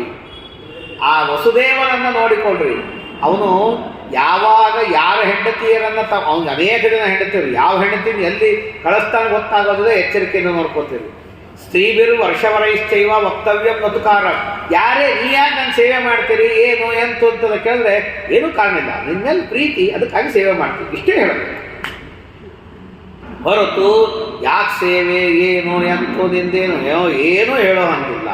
ಇದು ಹಾಗೆ ಇರ್ತಾರೆ. ಎಷ್ಟೋ ಕಡೆಗೆ ನಾವು ಕೇಳ್ತೇವೆ ರಾಜರ ಅಥವಾ ಮಂತ್ರಿಗಳ ಇದರಲ್ಲಿ ಯಾಕೆ ಈ ಕೆಲಸ ಅಂತ ಹೇಳುವಂತೆ ಇಲ್ಲ, ಹೇಳಿದ್ದನ್ನು ಮಾಡಿರಿ ಅಷ್ಟೇ. ನಾವು ಇದಕ್ಕೆ ಹೇಳ್ತೀವಿ, BARCಗೆ ಹೋಗಿದ್ವಿ, ಬಾಬಾ ಅಟಮಿಕ್ ರಿಸರ್ಚ್ ಸೆಂಟರ್ ಅಂತ, ಅಲ್ಲಿ ಕೊಲಾಬಾ ಅಂತ ಇದೆ ಮುಂಬೈಯಲ್ಲಿ, ಅಲ್ಲಿ ಏರಿಯಾದಲ್ಲಿ. ಅಲ್ಲಿ ಹೋದಾಗ ಆಟಮ್ ಬಾಂಬಿನ ಕೆಲಸವನ್ನು ಮಾಡೋದು. ಅವ್ರದ್ದು ಏನು ಅಂದರೆ, ಯಾರು ಏನೇ ಕೆಲಸ ಮಾಡಿದ್ರು ಈ ಕೆಲಸ ಮಾಡಿರಿ ಅಂತ ಆರ್ಡರ್ ಬರ್ತದೆ, ಕೆಲಸ ಮಾಡಬೇಕು. ಯಾಕೆ, ಏನು, ಎಲ್ಲಿಗೆ, ಏನು ಪ್ರಯೋಜನ, ಏನೂ ಕ್ವಶನ್ ಮಾಡುವಂತೆ ಇಲ್ಲ. ಇಷ್ಟು ಕೆಲಸ ಮಾಡಬೇಕು, ಅಷ್ಟು ಕೆಲಸ ಮಾಡಬೇಕಷ್ಟೆ. ಹೀಗೆ ನಿಯಮ ಅಲ್ಲಿ ಅಷ್ಟು ವ್ಯವಸ್ಥಿತವಾಗಿ ಮಾಡ್ತಾರೆ. ಹಾಗಾಗಿ ಸಯತ್ನವಾನ್ ಕಂಸೋ ದೇವಕಿ ಗರ್ಭಕಂತನೆ ಭಯೇನ ಮಂತ್ರಯಾಮಾಸ ಶ್ರುತಾರ್ಥೋ ನಾರದಾರ್ಥ ಏವಂ ಶುತ್ವಾ ಪ್ರಯತ್ನಂ ವೈ ಕಂಸಸ್ಯಾರಿಚ್ಛ ಸಂಹಿತಂ ಅಂತರ್ಧಾನಂ ಗತೋ ವಿಷ್ಣು ಸ್ಥಿತಯಾಮಾಸ ವೀರ್ಯವಾನ್. ಆಗ ಪರಮಾತ್ಮ ಅಂದ, ಆಯಿತು, ಇವನು ದೇವಕಿಯ ಮಕ್ಕಳನ್ನೆಲ್ಲ ಕೊಲ್ಲಬೇಕು ಅಂತ ವಿಚಾರ ಮಾಡಿದ್ದಾನೆ, ಹಾಗಾಗಿ ಏನಾದರೂ ಉಪಾಯವನ್ನು ಮಾಡಬೇಕು ಅಂತ ಹೇಳಿ ಇದಕ್ಕೆ ವ್ಯವಸ್ಥೆಯನ್ನು ಮಾಡಬೇಕು ಅಂತ ಪರಮಾತ್ಮ ಅಂದ. ಆಗಲಿ ಅಂತ ಹೇಳಿ ಸಪ್ತಮೇ ದೇವಕೀ ಗರ್ಭಾನ್ ಭೋಜಪುತ್ರೋ ವದಿಷ್ಯತಿ, 7 ಜನರನ್ನು ಕೊಲ್ಲಿ 8ನೇದು ನಾನು ಮಾಡ್ತೀನಿ ಅಂತ. ಆಗ ಚಿಂತಯತಸ್ತೇವಂ ಪಾತಾಳ ಮಗಮನ್ಮನಃ, ಅಲ್ಲಿ ಪಾತಾಳ ಲೋಕಕ್ಕೆ ಹೋದಂತೆ ಪರಮಾತ್ಮ ವಿಚಾರ ಮಾಡಿದ. ಷಡ್ಗರ್ಭರು ಅಂತ ಇದ್ದಾರೆ. ವಿಕ್ರಾಂತ ವಪುಷೋ ದೀಪ್ತಾಂಸ್ತೆ ಅಮೃತ ಪ್ರಾಶನೋಪಮಾಹ, ಕಾಲನೇಮಿಯ ಮಕ್ಕಳು 6 ಜನ. ಅವರೆಲ್ಲ ಅಮೃತವನ್ನು ಕುಡಿದವರು ಹೇಗೆ ಅಮರರಾಗಿರುತ್ತಾರೆ ಹಾಗೆ ಅಮರರಾಗಿದ್ದಾರೆ. ತೇ ತಾತಂ ಸಂತ್ಯಜ್ಯ ಹಿರಣ್ಯ ಕಶಿಪುಂ ಪುರ ಉಪಾಸಾಂಚಕ್ರಿಯೇ ದೈತ್ಯಾಹ ಪುರ ಕಾಳಲೋಕ ಪಿತಾಮಹ. ಅವ್ರೇನು ಮಾಡಿದ್ರು ಅಂತಂದರೆ, ತಮ್ಮ ತಂದೆಯ ತಂದೆ ಕಾಲನೇಮಿಯ ಮಕ್ಕಳವರು, ಹಾಗಾಗಿ ಅವರ ತಂದೆ ಕಾಲನೇಮಿ, ಅವರ ತಂದೆ ಅಂದರೆ ಕರೆಯೋದು ಹಿರಣ್ಯಾಕ್ಷ. ಹಿರಣ್ಯಾಕ್ಷನ ಅಣ್ಣ ಆದರೆ ಹಿರಣ್ಯಕಶಿಪುಗೂ ಕೂಡ ತಾತ ಅಂತ ಕರೀತಾರೆ. ಆ ಹಿರಣ್ಯಕಶಿಪುವನ್ನು ಕುರಿತು ತಪಸ್ಸು ಮಾಡಿ ಅವನಿಂದ ಹೊರ ಪಡಿಬೇಕಾಗಿತ್ತು. ಯಾಕೆಂದರೆ ಆಗ ಹಿರಣ್ಯಕಶಿಪು ಸಾಮ್ರಾಜ್ಯ, ಅವನು ಬ್ರಹ್ಮದೇವರಿಂದ ವರವನ್ನು ಪಡೆದುಕೊಂಡು ಬಂದಿದ್ದ. ಅವರೇನು ಮಾಡಿದ್ರು, ಹಿರಣ್ಯಕಶಿಪುವನ್ನು ಕುರಿತು ತಪಸ್ಸನ್ನು ಮಾಡ್ರಿ ಅಂತ ಎಲ್ಲ ಕಡೆಗೆ ಡಂಗೂರ ಹೊಡೆದಿದ್ದ. ಅಷ್ಟಿದ್ದರೂ ಅವನನ್ನು ಬಿಟ್ಟು ಬ್ರಹ್ಮದೇವರನ್ನು ಕುರಿತು ತಪಸ್ಸನ್ನು ಮಾಡಿ. ಆಗ ಬ್ರಹ್ಮದೇವರು ಸಂತುಷ್ಟರಾಗಿ ಬಂದು ಕೇಳಿದ್ರು, ನಿಮಗೇನು ವರ ಬೇಕು ಕೇಳ್ರಿ, ವರ ಕೊಡ್ತೀನಿ ಅಂತಂದಾಗ ಅವರಂದರು, ಎದಿನೋ ಭಗವಾನ್ ಪ್ರೀತರು, ನೀವು ಸಂತುಷ್ಟರಾಗಿದ್ದು ನಾವು ಅವಧ್ಯರಾಗಬೇಕು, ಹಾಗೆ ವರವನ್ನು ಕೊಡ್ರಿ. ನಮಗೆ ಶಾಪ ಗೀಪಗಳು ಹತ್ತಬಾರದು, ಯಾರೇ ಏನೇ ಮಾಡಿದ್ರು ಆಯುಧಗಳನ್ನು ಹಾಕಿದ್ರು ಸಾಯಬಾರದು, ಯಕ್ಷ ಗಂಧರ್ವರು ಸಿದ್ಧ ಚಾರಣರು ಯಾರಿಂದಲೂ ನಾವು ಸಾಯಬಾರದು, ಹಾಗೆ ನಮಗೆ ವರವನ್ನು ಕೊಡ್ರಿ. ಬ್ರಹ್ಮದೇವರು ತಥಾಸ್ತು ಅಂತಂದರು. ಸಜ್ಜನರಿದ್ದಾರೆ ಅಥವಾ ವರ ಕೊಟ್ಟುಬಿಟ್ಟು ಸರಿ ಅಂತೇಳಿ ಅವರು ಷಡ್ಗರ್ಭರು ಅಂತ ಕರೀತಾರೆ ಅವ್ರಿಗೆ. ತಥೋ ಹಿರಣ್ಯಕಶಿಪುಸ್ತರು, ಈ ಸುದ್ದಿ ಬ್ರಹ್ಮದೇವರು ವರ ಕೊಟ್ಟಿದ್ದಾರೆ ಅಂತನ್ನೋ ಸುದ್ದಿ ಹಿರಣ್ಯಕಶಿಪುವಿಗೆ ಬಂತು. ಅವನಿಗೆ ಸಿಟ್ಟಿಗೆ ಬಂತು. ಅವನಂದ, ನಾನು ಸರ್ವಲೋಕಕ್ಕೆ ಅಧಿಪತಿಯಾಗಿ ರಾಜ್ಯ ಆಗ್ತಾ ಇರೋ ಕಾಲಕ್ಕೆ ನನ್ನನ್ನು ಬಿಟ್ಟು ಬ್ರಹ್ಮದೇವರು ಕುರಿತು ತಪಸ್ಸು ಮಾಡಿದ್ರ, ಹಾಗಾಗಿ ನಾನು ಶಾಪ ಕೊಡ್ತೀನಿ ನಿಮಗೆ. ಷಡ್ಗರ್ಭ ಇದೆಯೋ ಪಿತ್ರಾಭಿವರ್ಧಿತ ಸಯೇವೋ ಗರ್ಭಗತಾನ್ ಪಿತಾ ಸರ್ವಾನ್ ವದಿಷ್ಯತಿ. ನಿಮ್ಮನ್ನೆಲ್ಲರನ್ನು ನಿಮ್ಮಪ್ಪನೇ ಕೊಲ್ತಾನೆ ಅಂತ ಸಾಕು. ಷಡೇವ ದೇವಕೀ ಗರ್ಭ ಷಡ್ಗರ್ಭ ವೈ ಮಹಾಸುರ ಭವಿಷ್ಯತ ತತಕ್ಕಂಸ ಗರ್ಭಸ್ಥಾನೋ ವದಿಷ್ಯತಿ. ಇಲ್ಲಿ ಇಲ್ಲದೆ ಹಾಗಾಗಿ ಅವರೇ ದೇವಕೀ ದೇವಿಯ 6 ಜನ ಗರ್ಭದಲ್ಲಿ ಮಕ್ಕಳಾಗಿ ಬಂದರು. ಅವರನ್ನು ಕಂಸ ತನ್ನ ಮಕ್ಕಳು ಅಂತ ಗೊತ್ತಾಗಲಿಲ್ಲ. ಸಣ್ಣ ಮಕ್ಕಳಿದ್ವಲ್ಲ, ತಾನು ಕಾಲನೇಮಿ ಅಂತ ಗೊತ್ತಿದೆ, ಇವರು ಕಾಲನೇಮಿ ಆದ ತನ್ನ ಮಕ್ಕಳೇ ಅಂತನ್ನೋ ಜ್ಞಾನ ಇಲ್ಲ, ಕೊಂದುಬಿಟ್ಟ. ಈ ಯಾರು ಷಡ್ಗರ್ಭರು, ಇಷ್ಟು ಸಾತ್ವಿಕರು, ಇವರು ದಾನವರಾಗಿ ಬಂದವರು ಅಂತ ಪ್ರಶ್ನೆ ಕೇಳಿದ್ರೆ ಅದಕ್ಕೆ ಹೇಳ್ತಾರೆ, ಹಿಂದೆ ಆಂಗಿರಸ ಋಷಿಗಳು ಬಹಳ ತೆಳ್ಳಗೆ ಇದ್ರು, ಸೊರಗಿ ಇದ್ರು. ಅವರು ತಮ್ಮ ಮಕ್ಕಳಿಗೆ ಬುದ್ಧಿವಾದವನ್ನು ಹೇಳ್ತಾ ಇದ್ರು. ಅದನ್ನು ನೋಡಿ ಇವರು 6 ಜನ ಋಷಿಗಳು, ಇವರು ನೋಡಿ ಮರೀಚಿ ಋಷಿಗಳ ಮಕ್ಕಳು, ಇವರು ನಗುತ್ತಾರೆ. ಇವರೇ ತೆಳ್ಳಗಿದ್ದಾರೆ, ತಮ್ಮ ಮಕ್ಕಳಿಗೆ ಶಾಸನ ಮಾಡಲಿಕ್ಕೆ ಶಕ್ತಿ ಇಲ್ಲ, ಏನು ಸುಮ್ಮನೆ ಒದರಾಡ್ತಾರೆ ಅಂತ ಅಭಿಪ್ರಾಯದಿಂದೋ ಏನೋ ಅಪಹಾಸ ಮಾಡಿ ನಕ್ಕರು. ಆ ನಕ್ಕಿದ್ದಕ್ಕೆ ಅವರು ಸಿಟ್ಟಿಗೆ ಬಂದು, ಅವರು ತಪ್ಪು ಮಾಡಿದ್ದಕ್ಕೆ ನಾನು ಶಾಸನ ಮಾಡೋ ಕಾಲಕ್ಕೆ ನಕ್ಕಿದ್ದೀರಿ, ನೀವೆಲ್ಲರೂ ದಾನವರಾಗ್ರಿ ಶಾಪ ಕೊಡ್ತಾರೆ. ಪಾಪ ಅವ್ರು ನಕ್ಕಿದ್ದಕ್ಕೆ ದಾನವರಾದ್ರೆ ಅಷ್ಟೇ ಹೊರತು ಅವ್ರ ಸ್ವಭಾವ ವಿಭಾವ ಇಲ್ಲ. ಅವರೆಲ್ಲ ವಿಷ್ಣು ಭಕ್ತರೇ, ಭಾರೀ ನಿಷ್ಠಾವಂತರು. ಹೊರಗೇನು ಭಾಳ ತೋರಿಸ್ತಿದ್ದಿಲ್ಲ, ಹಿರಣ್ಯಕಶಿಪು ವಿರೋಧ ಮಾಡ್ಕೋತೆಲ್ಲ ತಿರುಗಾಡ್ತಿದ್ದಿಲ್ಲ. ಹಾಗಾಗಿ ಅಥವಾ ಅವನು ಪತ್ತೆ ಹತ್ತಲಿಲ್ವೋ ಏನೋ ಅದು ಗೊತ್ತಿಲ್ಲ, ಗಪ್ಪಾಗಿ ಇದು ಬಿಟ್ಟು ಪಾತಾಳ ಇದು. ಇದಾದ ಮೇಲೆ ಪರಮಾತ್ಮ ಏನು ಮಾಡ್ದ, ತಾನು ಪಾತಾಳ ಲೋಕಕ್ಕೆ ಹೋಗಿದ್ದಾನಂತೆ, ಷಡ್ಗರ್ಭರನ್ನು ನೋಡಿದ್ದಾನಂತೆ.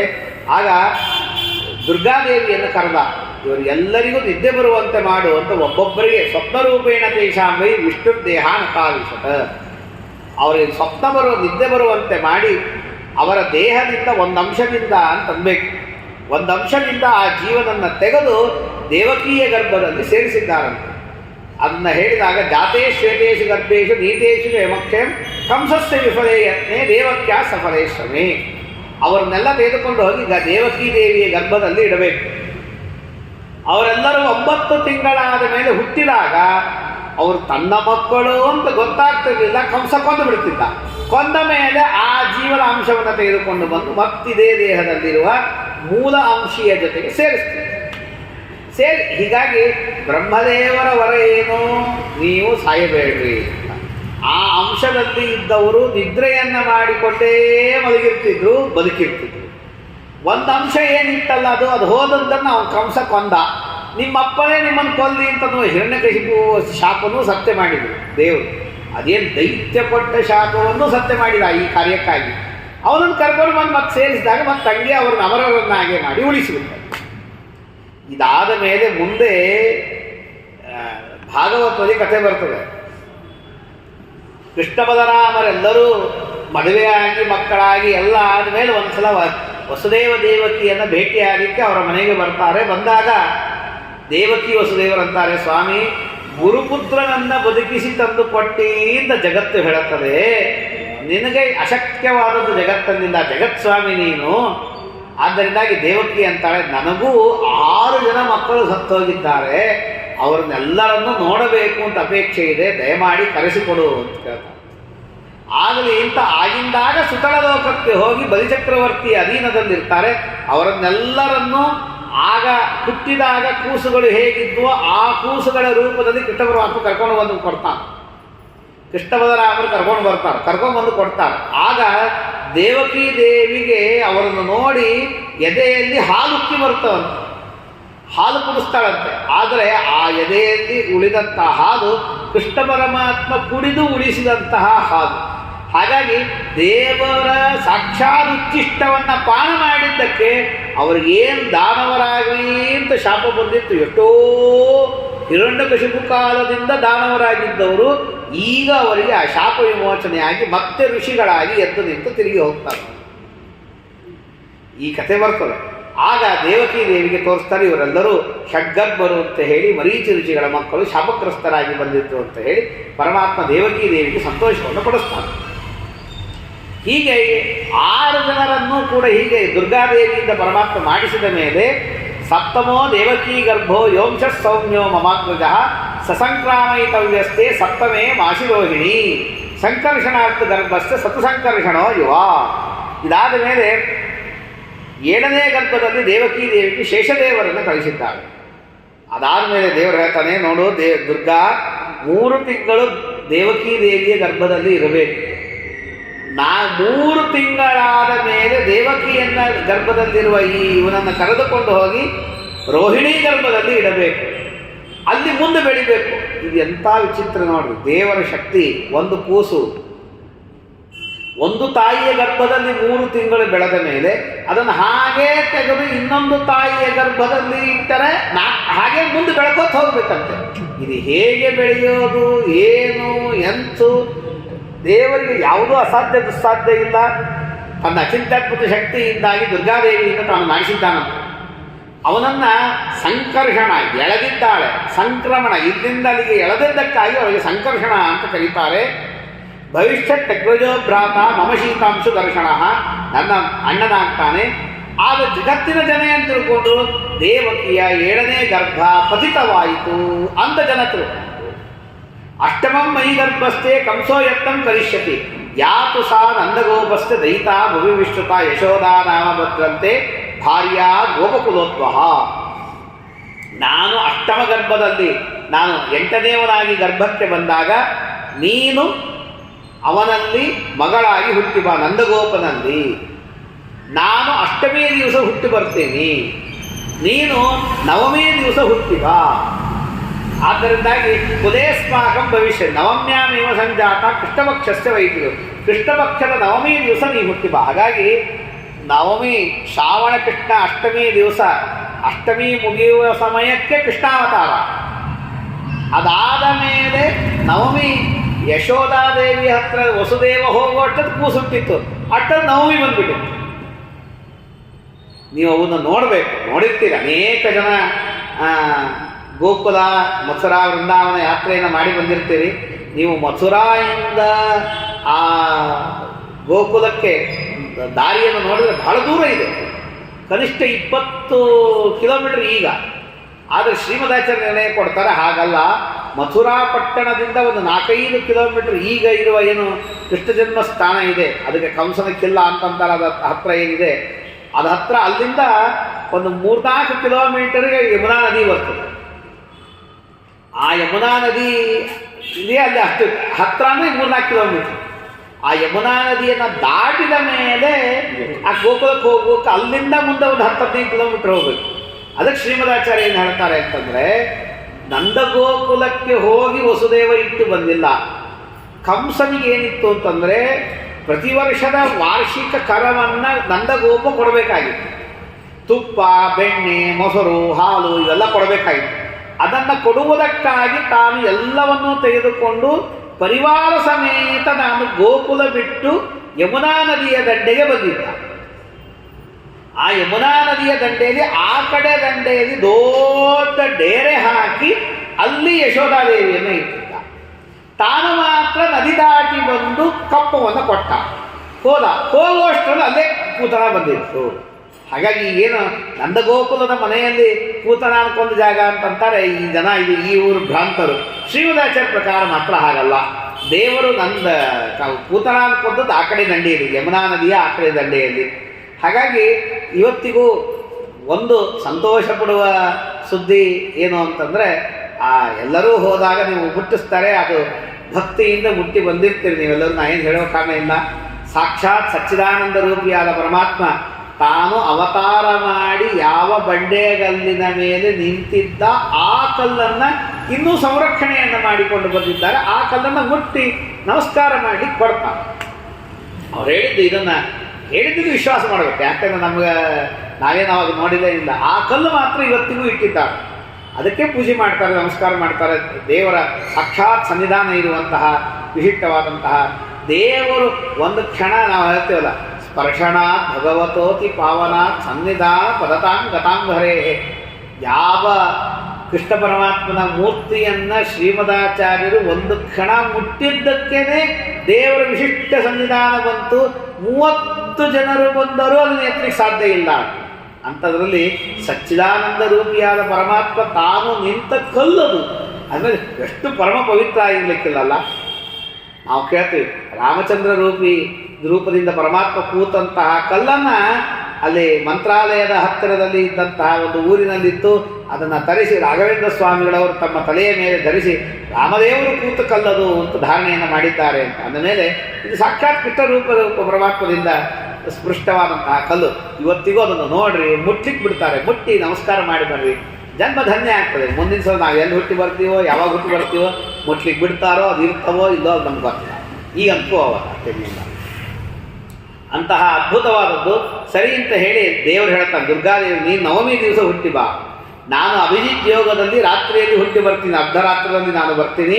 ಅಷ್ಟಮಶ್ಚತು ಮಾಸಸ್ಯ ಜಾತಾವಾವಾಂ ತಪಸ್ತಮಂ, ಇಬ್ಬರು 8ನೇ ತಿಂಗಳಿಗೇನೆ ಹುಟ್ಟಿ ಬರೋಣ. ಪ್ರಾಪ್ಸಾವೋ ಗರ್ಭವ್ಯತ್ಯಾಸಂ ಪ್ರಾಪ್ತೇ ಕಂಸಸ್ಯ ನಾಶನೇ, ಹುಟ್ಟಿದ ಮೇಲೆ ನೀನು ಮಥುರೆಗೆ ಬಾ, ನಾನು ನಂದಗೋಕುಲಕ್ಕೆ ಹೋಗ್ತೇನೆ. ಮತ್ತು ಇಬ್ಬರೂ ಹುಟ್ಟೋದು 8ನೇ ತಿಂಗಳಲ್ಲೇ ಹುಟ್ಟೋಣಂತೆ.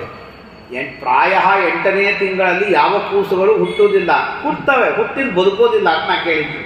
ಆದರೆ ದೇವರಂದ 8ನೇ ತಿಂಗಳಿಗೆ ಹುಟ್ಟಿಯೇ ಸಾಧಿಸಿ 8ನೇ ತಿಂಗಳು ಹುಟ್ಟಿದ ಮಕ್ಕಳು ಬದುಕಲ್ಲ ಅಂತಿದ್ರು, ಬದುಕಿ ತೋರಿಸಿ ಅವ್ನು ಕೊಲ್ತಿಲ್ಲ. ಯಾರು ಬದುಕಲ್ಲ ಅಂತಲ್ಲ ಅವ್ರನ್ನ ಯಾರಿಗೂ ಬದುಕ್ಸಂಗಲ್ಲ. ದೇವರು ಹೀಗೆ ಹೇಳಿದ ಮೇಲೆ ಆಗಲಿ ಅಂತ ಹೇಳಿ ದೇವರು ಹೇಳಿದ ಮಚ್ಚವೀ ಸದೃಶೀ ಕೃಷ್ಣ ಸಂಕರ್ಷಣ ಸಮಾನನ.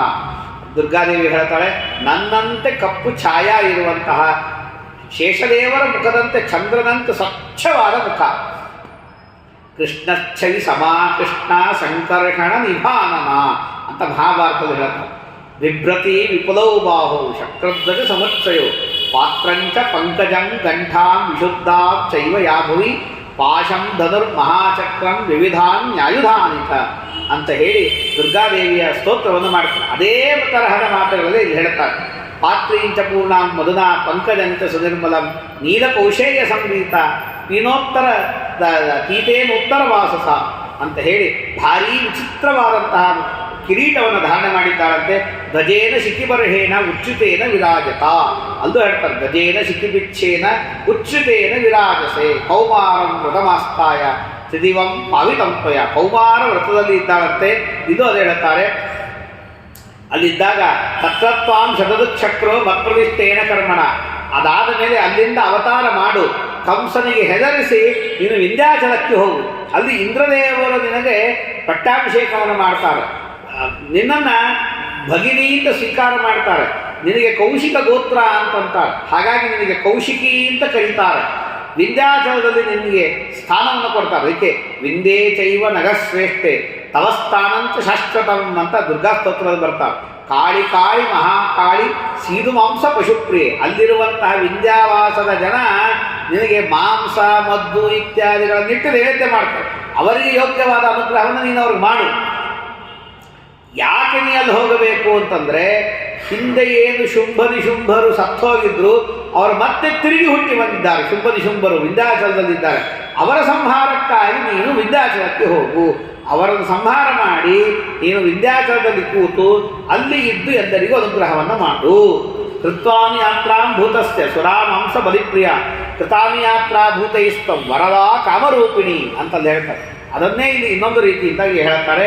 ತಿಥೌ ನವಮ್ಯಾಂ ಪೂಜಾಂತಂ ಪ್ರಾಪ್ತಸೇ ಸಪಶುಕ್ರಿಯಾಂ, ನವಮಿ ದಿವಸ ನಿನಗೆ ಪಶುವಿನ ಬಲಿ ಕೊಟ್ಟು ಪೂಜೆಯನ್ನು ಮಾಡ್ತಾರೆ. ನೀವು ಬೇಕಾದ್ರೆ ಹುಡುಕ್ರಿ, ನನಗೆ ಗೊತ್ತಿಲ್ಲ, ಹುಡುಕಿಲ್ಲ. ವಿಂಧ್ಯವಾಸಿನಿ ಅಂತ ದುರ್ಗಾದೇವಿ, ಆ ವಿಂಧ್ಯವಾಸಿನಿ ಅಂತಂದ್ರೇ ಇದೇ ದುರ್ಗಾದೇವಿಯೇ ವಿಂಧ್ಯವಾಸಿನಿ ಅಂತ ಇದ್ದಾಳೆ. ಅನೇಕ ಜನ ಉತ್ತರ ದೇಶದ ಮಂದಿ ಎಲ್ಲ ಅದಕ್ಕೆ ನಡ್ಕೊಳ್ತಾರೆ, ಬ್ರಾಹ್ಮಣರು ನಡ್ಕೊಳ್ತಾರೆ ವಿಂಧ್ಯವಾಸಿನಿ ಅಂತ ವಿಶಿಷ್ಟವಾದ ವಿಂಧ್ಯವಾಸಿನಿ. ಕಾಶಿಯಿಂದ ಆ ವಿಂಧ್ಯಾಚಲ ವಿಂಧ್ಯವಾಸಿನಿ ಇರುವಂಥ ಜಾಗ ಒಂದು 70 ಕಿಲೋಮೀಟರ್ ದೂರದಲ್ಲಿದೆ. ನೀವು ಯಾರು ಕಾಶಿ ಯಾತ್ರೆಗೆ ಹೋದಾಗ, ನಾನು ಮೊನ್ನೆ ಹೋದಾಗ ಅವರೊಂದು ನಾನೇ ಮೊದಲಿಗೆ ಹೇಳಬಾರ್ದಿತ್ತ, ಒಂದು ದಿವಸ ಇದ್ದು ವಿಂಧ್ಯವಾಸಿನಿಯನ್ನು ನೋಡ್ಕೊಂಡು ಬರ್ತಿದ್ದೆ ಅಂತ ಹೇಳಿ. ಆ 80 ಕಿಲೋಮೀಟ್ರ್, ಒಂದು 2 ತಾಸಿನ ಹಾದಿಯಲ್ಲಿ ಹೋಗೋದು ನೋಡ್ಕೊಳ್ಳೋದು. ಅವರೋದು ಬೆಟ್ಟನೂ ಅಷ್ಟ ಒಂದು 200 ಮೆಟ್ಲು ಹತ್ತಿದ್ರೆ ಅಲ್ಲೇ ವಿಂಧ್ಯವಾಸಿನಿ ಇರ್ತಾರೆ. ಹಾಗಾಗಿ ವಿಂಧ್ಯವಾಸಿನಿಯನ್ನು ನೋಡಿಕೊಂಡು ತೇಷಾಂ ಏತತ್ವಾಂ ಮತ್ಪ್ರಭಾವಜ್ಞ ಪ್ರಣಮಿಷ್ಯಂತಿ ಮಾನವ ತೇಷಾಂನ ದುರ್ಲಭಂ ಕಿಂಚಿತ್ ಪುತ್ರದೋ ಧನತೋಪಿವ. ಯಾರು ನಿನ್ನನ್ನು ಪೂಜೆ ಮಾಡ್ತಾರೆ ಅವರಿಗೆ ಮಕ್ಕಳ ಕಮ್ಮಿ ಇಲ್ಲ, ಧನದ ಕಮ್ಮಿ ಇಲ್ಲ. ಇದನ್ನು ಮಾತಾಡ್ತಾರಲ್ಲಿ. ಪ್ರಭಾತೇತು ನರಾಭುವಿ ನ ತೇಷಾಂ ದುರ್ಲಭಂ ಕಿಂಚಿತ್ ಪುತ್ರತೋ ಧನತೋಪಿವ. ದುರ್ಗಾ ತಾರಯಸೇ ದುರ್ಗೆ ಸತ್ವಂ ದುರ್ಗಾ ಸ್ಮೃತಾ ಬುಧೈಹಿ ಅಂತ ಹೇಳಿ ದುರ್ಗಾದೇವಿಯನ್ನು ವಿಶೇಷವಾಗಿ ಸ್ತೋತ್ರ ಮಾಡಿದ್ದಾರೆ. ನಮ್ಮ ಆಚಾರ್ಯರು ಈ ಸ್ತೋತ್ರವನ್ನು ತಪ್ಪದೆ ಅನ್ನಿಸ್ತಿದ್ರು. ಇದನ್ನು ಧರ್ಮರಾಜ ಮಾಡಿದ ಸ್ತೋತ್ರ ಇದು. ವಿರಾಟ ನಗರಕ್ಕೆ ತಾನು ಅಜ್ಞಾತವಾಸಕ್ಕೆ ಹೋಗಬೇಕಾದಾಗ ವನವಾಸ 12 ವರ್ಷ ವನವಾಸ ಅವನು ಹೇಳ್ತಾನೆ ಕಷ್ಟ ಅಲ್ಲ. 12 ವರ್ಷ ವನವಾಸ ಕಷ್ಟ ಅಲ್ಲ, ಆದರೆ 12 ತಿಂಗಳ ಅಜ್ಞಾತವಾಸ ಬಹಳ ಕಷ್ಟ. ಯಾಕೆ ಅಂತಂದರೆ ಒಬ್ಬೊಬ್ಬರು ತಮ್ಮನ್ನು ಮುಚ್ಚಿಕೊಂಡು ಇರಬೇಕಲ್ಲ. ಅದಕ್ಕೆ ನಮ್ಮನ್ನು ಯಾರೂ ಗುರುತಿಸಬಾರದು, ಎಲ್ಲರಿಗೂ ಮೋಹ ಆಗಬೇಕು. ಎಲ್ಲರಿಗೂ ಮೋಹ ಆಗಬೇಕು ಅಂದರೆ ದುರ್ಯೋಧನಾದಿಗಳು ಬ್ರಹ್ಮದೇವರ ವರದಿಂದ ಇದೆ. ದುರ್ಯೋಧನೇ ಎದ್ದು ಬಂದರು ಇದ್ರೆ ಏನು ಮಾಡಬೇಕು? ಅದಕ್ಕೆ ಬ್ರಹ್ಮದೇವರ ವರವನ್ನು ಮುಚ್ಚಿ ಹಾಕುವ ದೊಡ್ಡ ಮನುಷ್ಯರು ಯಾರು ಇರಬೇಕು, ಮೋಹವನ್ನು ಗೊಳಿಸುವಂಥವ್ರು ಇರಬೇಕು ಅಂತ ಹೇಳಿ ಎಲ್ಲರಿಗೂ ಮೋಹ ಕೊಡುವಂತಹ ದುರ್ಗಾದೇವಿಯನ್ನು ಸ್ತೋತ್ರ ಮಾಡಿ ಅವಳು ವರವನ್ನು ಕೊಡ್ತಾಳೆ. ದುರ್ಗಾದೇವಿ ಏನಂತ ಯೇ ಸ್ಮರಂತಿ ಮಾಂ ರಾಜಂ ಯಥಾಹಂ ಭವತಾ ಸ್ಮೃತಾ ನ ತೇಷಾಂ ದುರ್ಲಭಂ ಕಿಂಚಿತ್ ಅಸ್ಮಿನ್ ಲೋಕೆ ಭವಿಷ್ಯತಿ ಇದಂ ಸ್ತೋತ್ರವರಂ ಭಕ್ತ್ಯಾ ಶೃಣುಯಾತ್ವಾ ಪಠೇತವಾ ತಸ್ಯ ಸರ್ವಾಣಿ ಕಾರ್ಯಾಣಿ ಸಿದ್ಧಿಂ ಯಾಸ್ಯಂತಿ ಪಾಂಡವ ಮತ್ಪ್ರಭಾವಾಚ್ಚ ವಸ್ಸರ್ವಾನ್ ವಿರಾಟ ನಗರೇ ಸ್ಥಿತಾನ್ ನ ಪ್ರಜ್ಞಾಸ್ಯಂತಿ ಕುರವೋ ಜನಾವಾ ತನ್ನಿವಾಸಿನಃ ಅಂತ ಹೊರಪಡ್ತಾರೆ.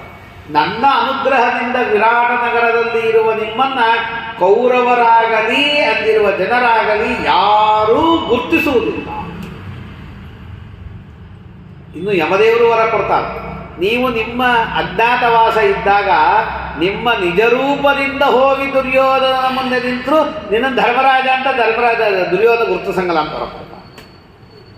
ಅಜ್ಞಾತವಾಸ ಮುಗಿದ ಮೇಲೆ ನೀವು ಹೇಳಿದರೆ ಗೊತ್ತಾಗ್ತದೆ. ಹೀಗೆ ಅದು ಹೇಳಿದ ತ್ವಾಂತು ಸ್ತೋಶ್ಚಂತಿ ಯೇ ಭಕ್ತ್ಯ ಸ್ತವೇ ನಾನೇನ ವೈಶುಭೆ ತಸ್ಯಾಹಂ ನ ಪ್ರಣಶ್ಯಾಮಿ ಸಚಮೇ ನ ಪ್ರಣಶ್ಯತಿ. ಈ ದುರ್ಗಾ ಸ್ತೋತ್ರದಿಂದ ಯಾರು ನಿನ್ನನ್ನು ಸ್ತೋತ್ರ ಮಾಡ್ತಾರಲ್ಲ ಅವರು ನನಗೆ ಪ್ರಿಯರಾಗುತ್ತಾರೆ, ಅವರನ್ನು ನಾನು ಎಂದೆಂದಿಗೂ ರಕ್ಷಣೆಯನ್ನು ಮಾಡ್ತೀನಿ. ಈ ದುರ್ಗಾ ಸ್ತೋತ್ರವನ್ನು ನಮ್ಮ ಆಚಾರ್ಯರು ಬಹಳ ಅಂದ್ರಿ ಅಂತಂದು. ಯಾತಕ್ಕೆ ಅಂತಂದರೆ 2 ಕಾರಣದಿಂದಾಗಿ. ಒಂದು, ಎಲ್ಲ ರೀತಿಯಿಂದ ರಕ್ಷಣೆಯನ್ನು ಮಾಡ್ತಾಳೆ ದುರ್ಗಾ ಸ್ತೋತ್ರವನ್ನು. ಅಂದರೆ ದುರ್ಗಾ ಸ್ತೋತ್ರವನ್ನು ನಿತ್ಯ ಅನ್ನಬೇಕು ಅಂತ ನಿಯಮ.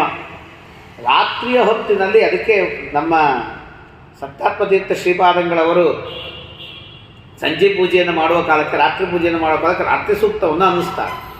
ರಾತ್ರಿ ಸೂಕ್ತವನ್ನು ಅಂದು ಮಲಗಬೇಕು. ಅಲ್ಲೆಲ್ಲ ಶಿಶುದೂ ಕಯಾತಂ ಉದೂ ಕಯಾತಂ ಶಿಶುದೂ ಕಯಾತಂ ಜಹಿಷ್ವಯಾತಂ ಕೋಕಾಯಾತಂ ಅಂತೆಲ್ಲ ಬರ್ತದೆ. ಅಂದರೆ ಏನೇನು ಅನಿಷ್ಟಗಳು ಇದೆಯೋ ಅವೆಲ್ಲವನ್ನೂ ನಾಶ ಮಾಡ್ತಾರೆ.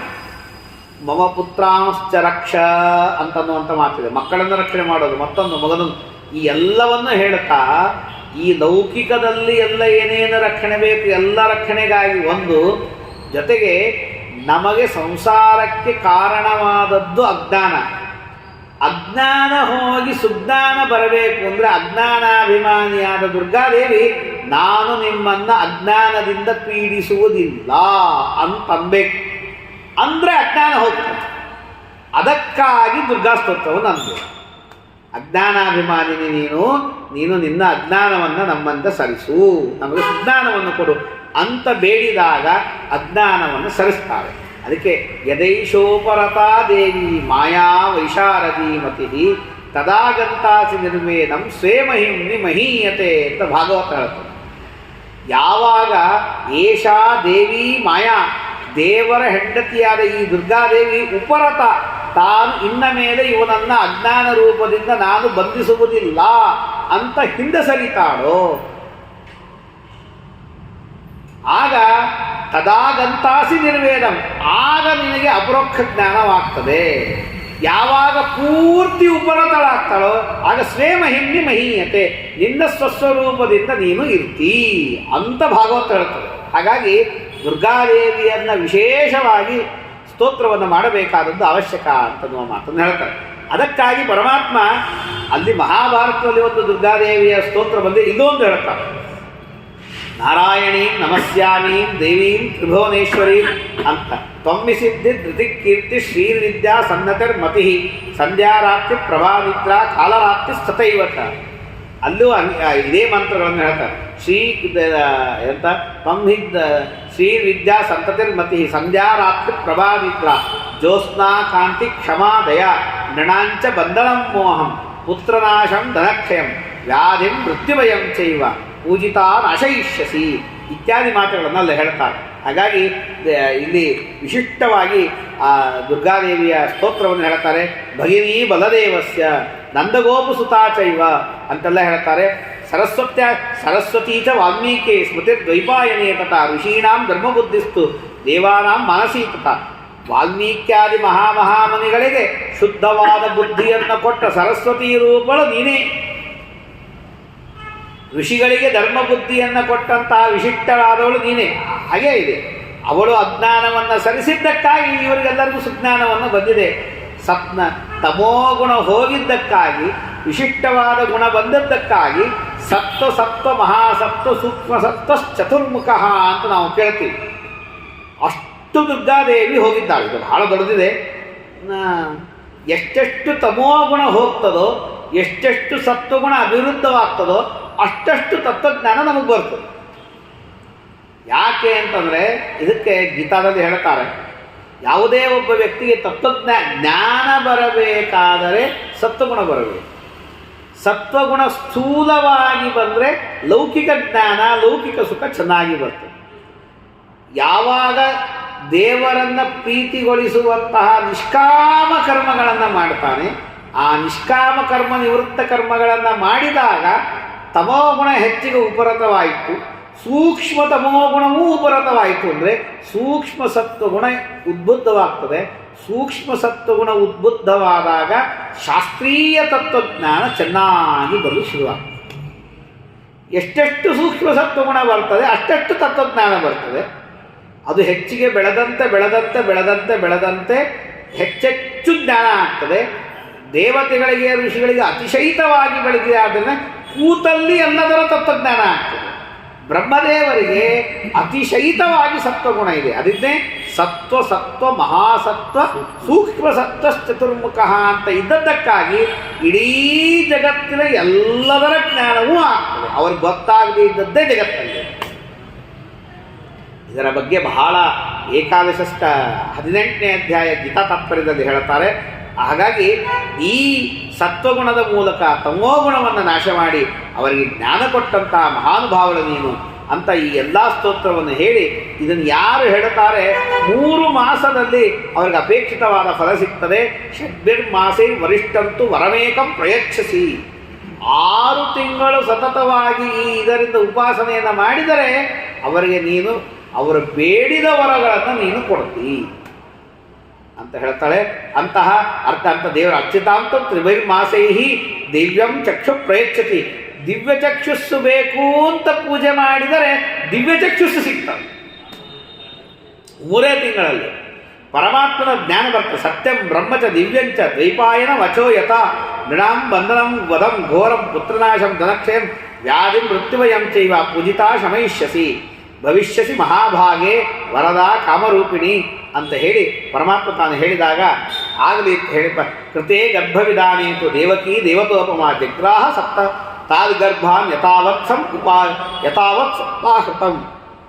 ಹೀಗೆ 6 ಗರ್ಭಗಳನ್ನೆಲ್ಲ ಕಂಸ ತಾನು ನಾಶ ಮಾಡಿದ ಮೇಲೆ ದೇವಕೀ ದೇವಿ 7ನೇ ಗರ್ಭವನ್ನು ಧಾರಣೆ ಮಾಡಿದ್ದಾಳೆ.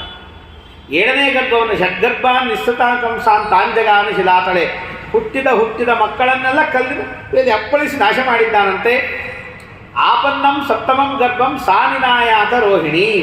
ಆಗ 7ನೇ ಗರ್ಭವನ್ನು ದುರ್ಗಾದೇವಿ ರೋಹಿಣಿಗೆ ತೆಗೆದುಕೊಂಡು ಹೋಗಿದ್ದಾಳೆ. ಅರ್ಧರಾತ್ರೇ ಸ್ಥಿತಂ ಗರ್ಭಂ ಪಾತಯಂತಿ ರಜಸ್ವಲ ನಿದ್ರೆಯ ಸಹಸಾವಿಷ್ಟ ಪಪಾತ ಧರಣೀತಳೆ. ಯಾವಾಗ ಅರ್ಧರಾತ್ರಿಯಲ್ಲಿ ಆ ಗರ್ಭ ಹೊರಗೆ ಬಂದಿದೆ, ಗರ್ಭ ಬಂದದ್ದಕ್ಕಾಗಿ ದೇವಕಿ ರಜಸ್ವಲೆಯಾಗಿ ಮೂರ್ಛಿತಳಾಗಿ ಬಿದ್ದಿದ್ದಾಳಂತೆ. ಸಾ ಸ್ವಪ್ನಂ ವಿವತಂ ದೃಷ್ಟ ಸ್ವೇ ಗರ್ಭೆ ಗರ್ಭಮಾದತತ ಅಪಶ್ಯಂತೀತ ತಂ ಗರ್ಭಂ ಮುಹೂರ್ತಂ ವ್ಯತಿತಾಭವತ. ತಾನು ಸ್ವಪ್ನದಲ್ಲಿ ಗರ್ಭ ತನ್ನಿಂದ ಹೋದಂತೆ ಕನಸು ಕಾಣಿತು. ಆಮೇಲೆ ಗರ್ಭ ಹೋದದ್ದನ್ನು ನೋಡಿ ಬಹಳ ದುಃಖಿತ ಆಯ್ತಂತೆ. ಇದಾದ ಮೇಲೆ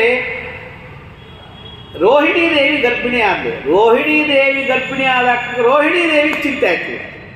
ಯಾಕೆ? ತಾನಿದ್ದದ್ದು ನಂದಗೋಕುಲದಲ್ಲಿ, ಆದರೆ ವಸುದೇವ ಇದ್ದದ್ದು ಮಥುರಾದಲ್ಲಿ, ಗರ್ಭಿಣಿ ಹೆಂಗಾಗುವುದು? ಅಪವಾದ ಬರ್ತದಲ್ಲ. ಅದಕ್ಕೋಸ್ಕರವಾಗಿ ಆಗ ತಾಮಾಹ ನಿದ್ರಾ ಸಂವಿಘ್ನಾಂ ನೈಷೇ ತಮಸಿ ರೋಹಿಣೀಮಿವ ಸೋಮಸ್ಯ ವಸುದೇವಸ್ಯ ಸಂಕರ್ಷಣೇನಾಸ್ಯ ಗರ್ಭಸ್ಯ ಸ್ವಗರ್ಭೆ ಚಾಹಿತಸ್ಯ ವೈ ಸಂಕರ್ಷಣೋ ನಾಮಸುತಃ ಶೃಭೇತವ ಭವಿಷ್ಯತಿ. ನಿನಗೆ ದೇವಕೀ ಗರ್ಭದಿಂದ ಎಳೆದು ತಂದಂತಹ ಕೂಸನ್ನು ನಿನ್ನ ಹೊಟ್ಟೆಯಲ್ಲಿ ನಾನೇ ಇಟ್ಟಿದ್ದೀನಿ. ಇವನಿಗೆ ಸಂಕರ್ಷಣ ಅಂತ ಹೆಸರು. ಸಾತಂ ಪುತ್ರಂ ವಾಪ್ಯೈವಂ ಹೃಟ್ಟಾ ಕಿಂಚಿದ ವಾಂಗ್ಮುಖ. ಆಗ ತಸ್ಯ ಗರ್ಭಸ್ಯ ಮಾರ್ಗೇಣ ಗರ್ಭಮಾದಂಥದ್ದು ಯದರ್ಥಂ ಸಪ್ತಮೇ ಗರ್ಭ ಕಂಸೇನ ವಿನಿಪಾದಿತಃ. ಜೊತೆಗೆ ಹೇಳ್ತಾಳೆ ವಸುದೇವನಿಗೂ ಹೇಳಿದ್ರಂತೆ. ಹಾಗಾಗಿ ನಿನ್ನ ಬಗ್ಗೆ ನಿನ್ನ ಗಂಡ ಸಂಶಯ ಪಡುವುದಿಲ್ಲ, ಅವನು ಜ್ಞಾನದಿಂದ ತಿಳಿದಿದ್ದಾನೆ, ಏನು ಚಿಂತೆ ಮಾಡಲ್ಲ ಅಂತ ಹೇಳ್ತಾನೆ. ಅದಾದ ಮೇಲೆ ಯಶೋದಾಭಿ ಸಮಾದತ್ತ ಗರ್ಭಂ ತಹರೇವತ್ತು. ದೇವರು 8ನೇ ಗರ್ಭದಾಗಿ ತಾನು ಪ್ರವೇಶವನ್ನು ಮಾಡಿದ್ದಾನೆ ದೇವಕಿ ದೇವಿಯಲ್ಲಿ. ಯಾವತ್ತಿನ ದಿವಸ ದೇವಕಿ ಗರ್ಭವನ್ನು ದೇವರು ಪ್ರವೇಶ ಮಾಡಿದ ಅವತ್ತೇ ಯಶೋಧಾದೇವಿಯಲ್ಲೂ ಕೂಡ ದುರ್ಗಾದೇವಿ ತಾನು ಪ್ರವೇಶವನ್ನು ಮಾಡಿದ್ದಾಳಂತೆ.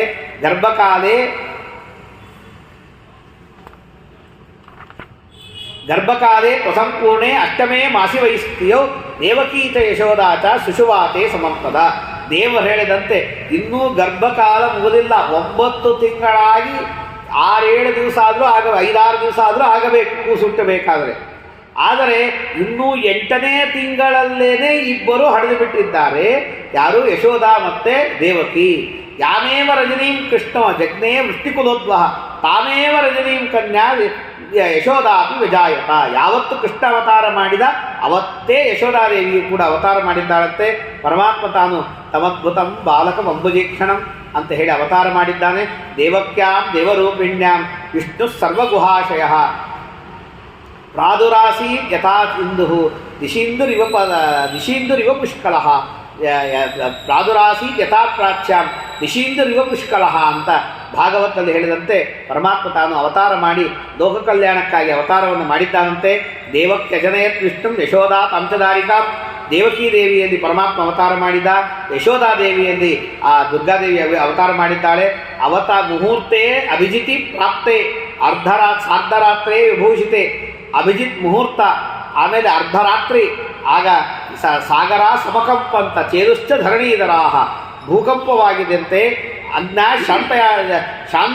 ಶಾಂತ ಜಾಯಮಾನೇ ಜನಾರ್ದನೆ.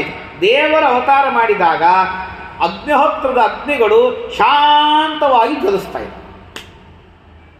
ಜ್ಯೋತಿಂಷಿ ಅತಿವ್ಯಕಾಶಂತ ಜಾಯಮಾನೇ ಜನಾರ್ದನ. ಅಭಿಜಿನ್ನಾಮ ನಕ್ಷತ್ರಂ ಜಯಂತೀ ನಾಮ ಶರ್ವರಿ ಮುಹೂರ್ತೋ ವಿಜಯೋ ನಾಮ ಎತ್ತ ಜಾತೋ ಜನಾರ್ದನ. ಅಭಿಜಿತ್ ನಾಮ ನಕ್ಷತ್ರ ಅಂದರೆ ರೋಹಿಣಿ ನಕ್ಷತ್ರ. ಜಯಂತಿ ನಾಮ ಶರ್ವರಿ, ಅವತ್ತಿನ ದಿವಸಕ್ಕೆ ಜಯಂತಿ, ರೋಹಿಣಿ ಮತ್ತು ಅಷ್ಟಮಿ ಕೂಡಿ ಕೂರ್ತದೆ. ಮುಹೂರ್ತ ವಿಜಯೋ ನಾಮ, ಆ ಮುಹೂರ್ತ ವಿಜಯ ಎನ್ನುವಂತಹ ಮುಹೂರ್ತ ಪರಮಾತ್ಮ ತಾನು ಅವತಾರವನ್ನು ಮಾಡಿದ್ದಾನಂತೆ. ಅವ್ಯಕ್ತ ಶಾಶ್ವತ ಸೂಕ್ಷ್ಮ. ಪರಮಾತ್ಮ ಅವತಾರ ಮಾಡಿದಾಗ ಅನಾಹತ ದುಂದುಭಯೋ ದೇವಾನಾಂ ಪ್ರಾಣನಾಬ್ದಿವಿ. ದೇವತೆಗಳ ದುಂದುಬಿಗಳಿಗೆ ಅದೊಂದು ವಿಶಿಷ್ಟ. ಅವುಗಳನ್ನು ಯಾರೂ ಬಾರಿಸುವ ಕಾರಣವಿಲ್ಲ, ತಾವೇ ಬಾರಿಸ್ತವೆ. ಹಾಗಾಗಿ ಶಬ್ದವನ್ನು ಮಾಡಿದೆ. ಆಕಾಶದಿಂದ ಪುಷ್ಪವೃಷ್ಟಿಯಾಗಿದೆ. ಮಹರ್ಷಿಗಳೆಲ್ಲ ದೇವತೆಗಳೆಲ್ಲ ಆಕಾಶದಲ್ಲಿ ನಿಂತು ಪರಮಾತ್ಮನ ಸ್ತೋತ್ರ ಮಾಡಿದ್ದಾರೆ. ಇಂದ್ರಾದಿ ದೇವತೆಗಳ ಸ್ತೋತ್ರವನ್ನು ಮಾಡಿದ್ದಾರೆ. ವಸುದೇವಶ್ಚ ತಮ್ರಾತ್ರೋ ಜಾತಂ ಪುತ್ರ ಮದೋಕ್ಷಜಂ. ಮಗು ಹುಟ್ಟಿದ ಅಂತ ವಸುದೇವ ಬಂದು ನೋಡ್ತಾನೆ. ಶ್ರೀವತ್ಸಲಕ್ಷದಿಂದ ಶೋಭಿತನಾಗಿ ಪರಮಾತ್ಮ ಸರ್ವಾಭರಣ ಭೂಷಿತನಾಗಿ ತಾನು ನಿಂತಿದ್ದಾನಂತೆ. ಆ ಪರಮಾತ್ಮನನ್ನು ವಿಶಿಷ್ಟವಾಗಿ ಸ್ತೋತ್ರ ಮಾಡ್ತಾನೆ.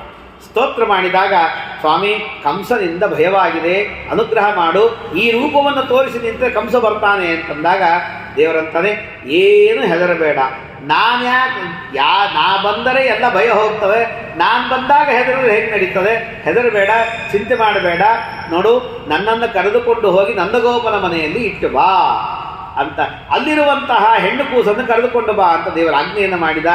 ಆಗಲಿ ಅಂತ ಹೇಳಿ ವಸುದೇವ ಪರಮಾತ್ಮನನ್ನು ಕರೆದುಕೊಂಡು ಹೋಗ್ತೀನಿ ಅಂತಂದ. ಪರಮಾತ್ಮ ಹೀಗೆ ತಾನು ವಸುದೇವ ದೇವಕಿಯಲ್ಲಿ ಅವತಾರವನ್ನು ಮಾಡಿ ಸಜ್ಜನ ಭೂಭಾರ ಹರಣಕ್ಕಾಗಿ ಅವತಾರ ಮಾಡಿದ್ದಾನೆ ಅಂತನ್ನುವಂತಹ ಕಥೆಗೆ ಇವತ್ತಿನ ದಿವಸ ಮುಗಿಸೋಣಂತೆ. ಪರಮ ಮಂಗಳಕರವಾದಂತಹ ಶ್ರೀಕೃಷ್ಣ ಪರಮಾತ್ಮನ ಅವತಾರದ ಕಥೆ. ದೇವರು ಯದುಕುಲವನ್ನು ಉದ್ಧಾರ ಮಾಡುವುದಕ್ಕಾಗಿ ಅವತಾರ ಮಾಡಿದ ಅಂತ ಕಥೆಯನ್ನು ಕೇಳಿದರೆ ಎಲ್ಲರ ಮನೆಯಲ್ಲೂ ಕೂಡ ಅತ್ಯುತ್ತಮರಾದ ಯೋಗ್ಯರಾದಂತಹ ಮಕ್ಕಳು ಹುಟ್ಟಿ ಬರ್ತಾರೆ, ಧರ್ಮಸ್ಥಾಪನೆಯನ್ನು ಮಾಡ್ತಾರೆ. ಆದ್ದರಿಂದಾಗಿ ಇವತ್ತಿಗೆ ಇದೇನು ಬಹಳ ಆಗಿಲ್ಲ. ಇನ್ನು ಮುಂದೆ ಇನ್ನೂ ಇದರಲ್ಲಿ 128 ಅಧ್ಯಾಯ, ಮುಂದೆ ಒಂದು 100 ಅಧ್ಯಾಯ ಇದೆ. ಅದನ್ನು ಯಥಾಮತಿ ಯಾವ ಕಾಲಕ್ಕೆ ಆಗ್ತದಾಗ ಮಾಡೋಣ ಅಂತ ಹೇಳ್ತಾ ಈ ಪ್ರವಚನವನ್ನು ಸೇವೆಯನ್ನು ಮಾಡಿಸಿದಂಥ ಸೇವಾಕರ್ತರು, ಅವರ ಹೆಸರು ನನಗೆ ಗೊತ್ತಿಲ್ಲ, ಅವರಿಗೂ ದೇವರು ವಿಶೇಷವಾದ ಅನುಗ್ರಹವನ್ನು ಮಾಡಲಿ, ವಂಶೋನ್ನತಿಯನ್ನು ಕೊಡಲಿ. ಬರೀ ವಂಶೋನ್ನತಿ ಕೊಡೋದು ಬೇಡ, 100 ಜನ ಮಕ್ಕಳು ಹುಟ್ಟಿ ಏನು ಮಾಡೋದು, ಧರ್ಮಿಷ್ಠರಾದಂತಹ ಮಕ್ಕಳು ಹುಟ್ಟಲಿ. ಯಾವ ಧರ್ಮಿಷ್ಠರು ಹುಟ್ಟುವುದರಿಂದಾಗಿ ಜಗತ್ತಿಗೆ ಕ್ಷೇಮವಾಗ್ತದೋ, ಸಜ್ಜನರು ಸಂತೋಷ ಪಡ್ತಾರೋ, ಧರ್ಮ ಬೆಳೀತದೋ, ಜ್ಞಾನ ಬೆಳೀತದೋ, ಧರ್ಮ ಉಳಿತದೋ ಅಂತಹ ಮಕ್ಕಳು, ಮೊಮ್ಮಕ್ಕಳು, ಮರಿಮಕ್ಕಳು ಅವರ ಮನೆತನದಲ್ಲಿ ಬೆಳೆದು ಬರಲಿ. ದೇವರು ವಿಶೇಷವಾಗಿ ಅನುಗ್ರಹವನ್ನು ಮಾಡಲಿ. ಅಲ್ಲದೇನೆ ಈ ಪವನ ಪರಿಮಳ ಪ್ರಸಾರಣಿ ಸಮಿತಿಯ ವತಿಯಿಂದಾಗಿ ಈ ಪ್ರವಚನವನ್ನು ಮಾಡಿಸಿದ್ದಾರೆ. ಇಲ್ಲಿಯ ಎಲ್ಲ ಸದಸ್ಯರಿಗೂ, ಅಧ್ಯಕ್ಷರಿಗೂ, ಆನಂದರಾಯರಿಗೆ, ನಗರಾಜರಿಗೆ, ಇವರು ಶ್ರೀಧರ ಅವರು, ಇನ್ನು ಅನೇಕ ಜನ ಇದ್ದಾರೆ. ಇವರೆಲ್ಲರೂ ಮಹಾಭಾರತದ ಖಿಲವನ್ನು ಕೇಳಬೇಕು ಅಂತ ವರ್ಷದಿಂದ ಹೇಳ್ತಿದ್ರು. ಹೋದ ಜ್ಯೇಷ್ಠರಲ್ಲಿ ಮಂಗಳ ಆಗಿದೆ ಬನ್ನಿರಿ ಅಂತ. ಏನೋ ದೇವರ ಕೃಷ್ಣ ಪರಮಾತ್ಮನ ಇಚ್ಛಾ, ನನಗೂ ಇದ್ದ ಬಹಳ, ಅವ್ರಿಗೂ ಅನುಕೂಲ ಹೆಂಗಾಯ್ತು ಗೊತ್ತಿಲ್ಲ. ಈಗ ದೇವರು ತಾನು ಮಾಡಿಸ್ಕೊಂಡ. ಅಷ್ಟರಲ್ಲೂ 13 ದಿವಸದಲ್ಲಿ ಒಂದು ದಿವಸ ವಿಘ್ನನೇ, ಗಣಪತಿ ಪೂಜೆಯನ್ನು ನಾವು ಸರಿ ಮಾಡಿಲ್ಲ. ಹಾಗಾಗಿ ಪರಮಾತ್ಮ ನಮಗೆ ವಿಘ್ನವನ್ನು ತಂದು ಕೊಟ್ಟಿದ್ದಾನೆ. ಸರಿ ಇದೆ, ಮುಂದಿನ ಸಲಕ್ಕೆ ಈಗ ಮಾಡಬೇಡ್ರಿ, ಸರಿಯಾಗಿ ದೇವರನ್ನು, ದೇವತೆಗಳನ್ನು ಆರಾಧನೆಯನ್ನು ಮಾಡಿರಿ ಅಂತ ದೇವರು ನಮಗೆ ಶಿಕ್ಷಣೆಯನ್ನು ಕೊಡ್ತಾನೆ. ನಿಮ್ಮ ಕೈಯಲ್ಲಿಲ್ಲ, ನನ್ನ ಕೈಯಲ್ಲಿದೆ. ವಿಘ್ನವನ್ನು ದೇವರಿಗೆ 100 ಅನಂತ ಶೀರ್ಷ, ಅವನು ಅನಂತ ಹಸ್ತ, ಯಾವುದರಿಂದ ಬೇಕಾದ್ರೂ ವಿಘ್ನ ಕೊಡ್ತಾನೆ, ಹಾಗೆ ಪರಿಹಾರ ಮಾಡ್ತಾನೆ. ಹಾಗಾಗಿ ಆ ಪರಮಾತ್ಮ ಎಲ್ಲರಿಗೂ ವಿಘ್ನವನ್ನು ಪರಿಹಾರ ಮಾಡಲಿ, ತಾನು ಅತ್ಯುತ್ತಮ ಅನುಗ್ರಹವನ್ನು ಮಾಡಲಿ ಇವರಿಗೂ. ಅದಲ್ಲದೇ ಶ್ರೋತೃಗಳಾಗಿ ಬಂದಂಥ ನಿಮಗೂ ದೇವರು ವಿಶೇಷವಾಗಿ ಅನುಗ್ರಹವನ್ನು ಮಾಡಲಿ. ಹೇಳಿಸಿದ ನನ್ನಲ್ಲಿ ನಿಂತು ದೇವರು ಹೇಳಿಸಿದ ನನಗೂ ಅನುಗ್ರಹವನ್ನು ಮಾಡಲಿ. ಇದೆಲ್ಲದಕ್ಕೂ ಕಾರಣರಾದಂತಹ, ನನಗೆ ಇದರ ಜ್ಞಾನವನ್ನು ಅನುಗ್ರಹ ಮಾಡಿದಂತಹ ನಮ್ಮ ಗುರುಗಳಾದಂತಹ ಮಹೋದಯ ಆಚಾರ್ಯರಿಗೆ ಅನಂತ ಸಾಷ್ಟಾಂಗ ನಮಸ್ಕಾರಗಳನ್ನು ಮಾಡ್ತಾ ಅವರ ಅನುಗ್ರಹದಿಂದ ಒಂದು 4 ಮಾತನ್ನು ಹೇಳಿದ್ದೀನಿ. ಈ ಎಲ್ಲ ಸೇವೆಯನ್ನು ಅವರ ಪಾದದಲ್ಲಿ ಸಮರ್ಪಣೆಯನ್ನು ಮಾಡ್ತೀನಿ. ಅವು ಏನಾದರೂ ಅಪರಾಧಗಳಾಗಿದ್ದರೆ ಅವರ ಅಂತರ್ಯಾಮಿಯಾದ ದೇವತೆಗಳು ಪರಮಾತ್ಮ ನಮ್ಮನ್ನು ಕ್ಷಮಾ ಮಾಡಲಿ ಅಂತ ಹೇಳ್ತಾ, ಅವರು ನಮ್ಮ ವಿಶೇಷವಾಗಿ ನಿರಂತರವಾಗಿ ಅನುಗ್ರಹ ಮಾಡುತ್ತಿರುವಂತಹ ಸತ್ಯಾತ್ಮತೀರ್ಥ ಶ್ರೀಪಾದಂಗಳವರ ಅನುಗ್ರಹದಿಂದ, ಅವರ ಗುರುಗಳ ಸತ್ಯಪ್ರಮೋದರು, ಈ ಸಮಗ್ರ ಗುರು ಪರಂಪರಾ ಈ ಎಲ್ಲ ಗುರುಗಳ ಅನುಗ್ರಹದಿಂದಾಗಿ ಒಂದು 4 ಮಾತನ್ನು ಹೇಳಿದ್ದೇನೆ. ಅಲ್ಲದೇನೆ ಸತ್ಯಬೋಧರು, ರಾಘವೇಂದ್ರ ತೀರ್ಥ ಶ್ರೀಪಾದಂಗಳವರು ಇಲ್ಲಿ ಸನ್ನಿಹಿತರಾಗಿ ಇದ್ದು ಭಕ್ತರಿಗೆ ವಿಶೇಷವಾಗಿ ಅನುಗ್ರಹವನ್ನು ಮಾಡುತ್ತಿದ್ದಾರೆ. ನನ್ನಲ್ಲಿ ನಿಂತವರು ಹೇಳಿಸಿದ್ದಾರೆ, ಹಾಗಾಗಿ ನನ್ನ ಮೇಲೂ ಅವರು ವಿಶೇಷ ಅನುಗ್ರಹವನ್ನು ಮಾಡಿದ್ದಾರೆ. ಅಂತಹ ಮಹಾನುಭಾವರಾದಂತಹ ಅಪರೋಕ್ಷ ಜ್ಞಾನಿಗಳಾದ ಗುರುಗಳಿಗೆ ಅನಂತ ಸಾಷ್ಟಾಂಗ ನಮಸ್ಕಾರವನ್ನು ಮಾಡೋಣಂತೆ.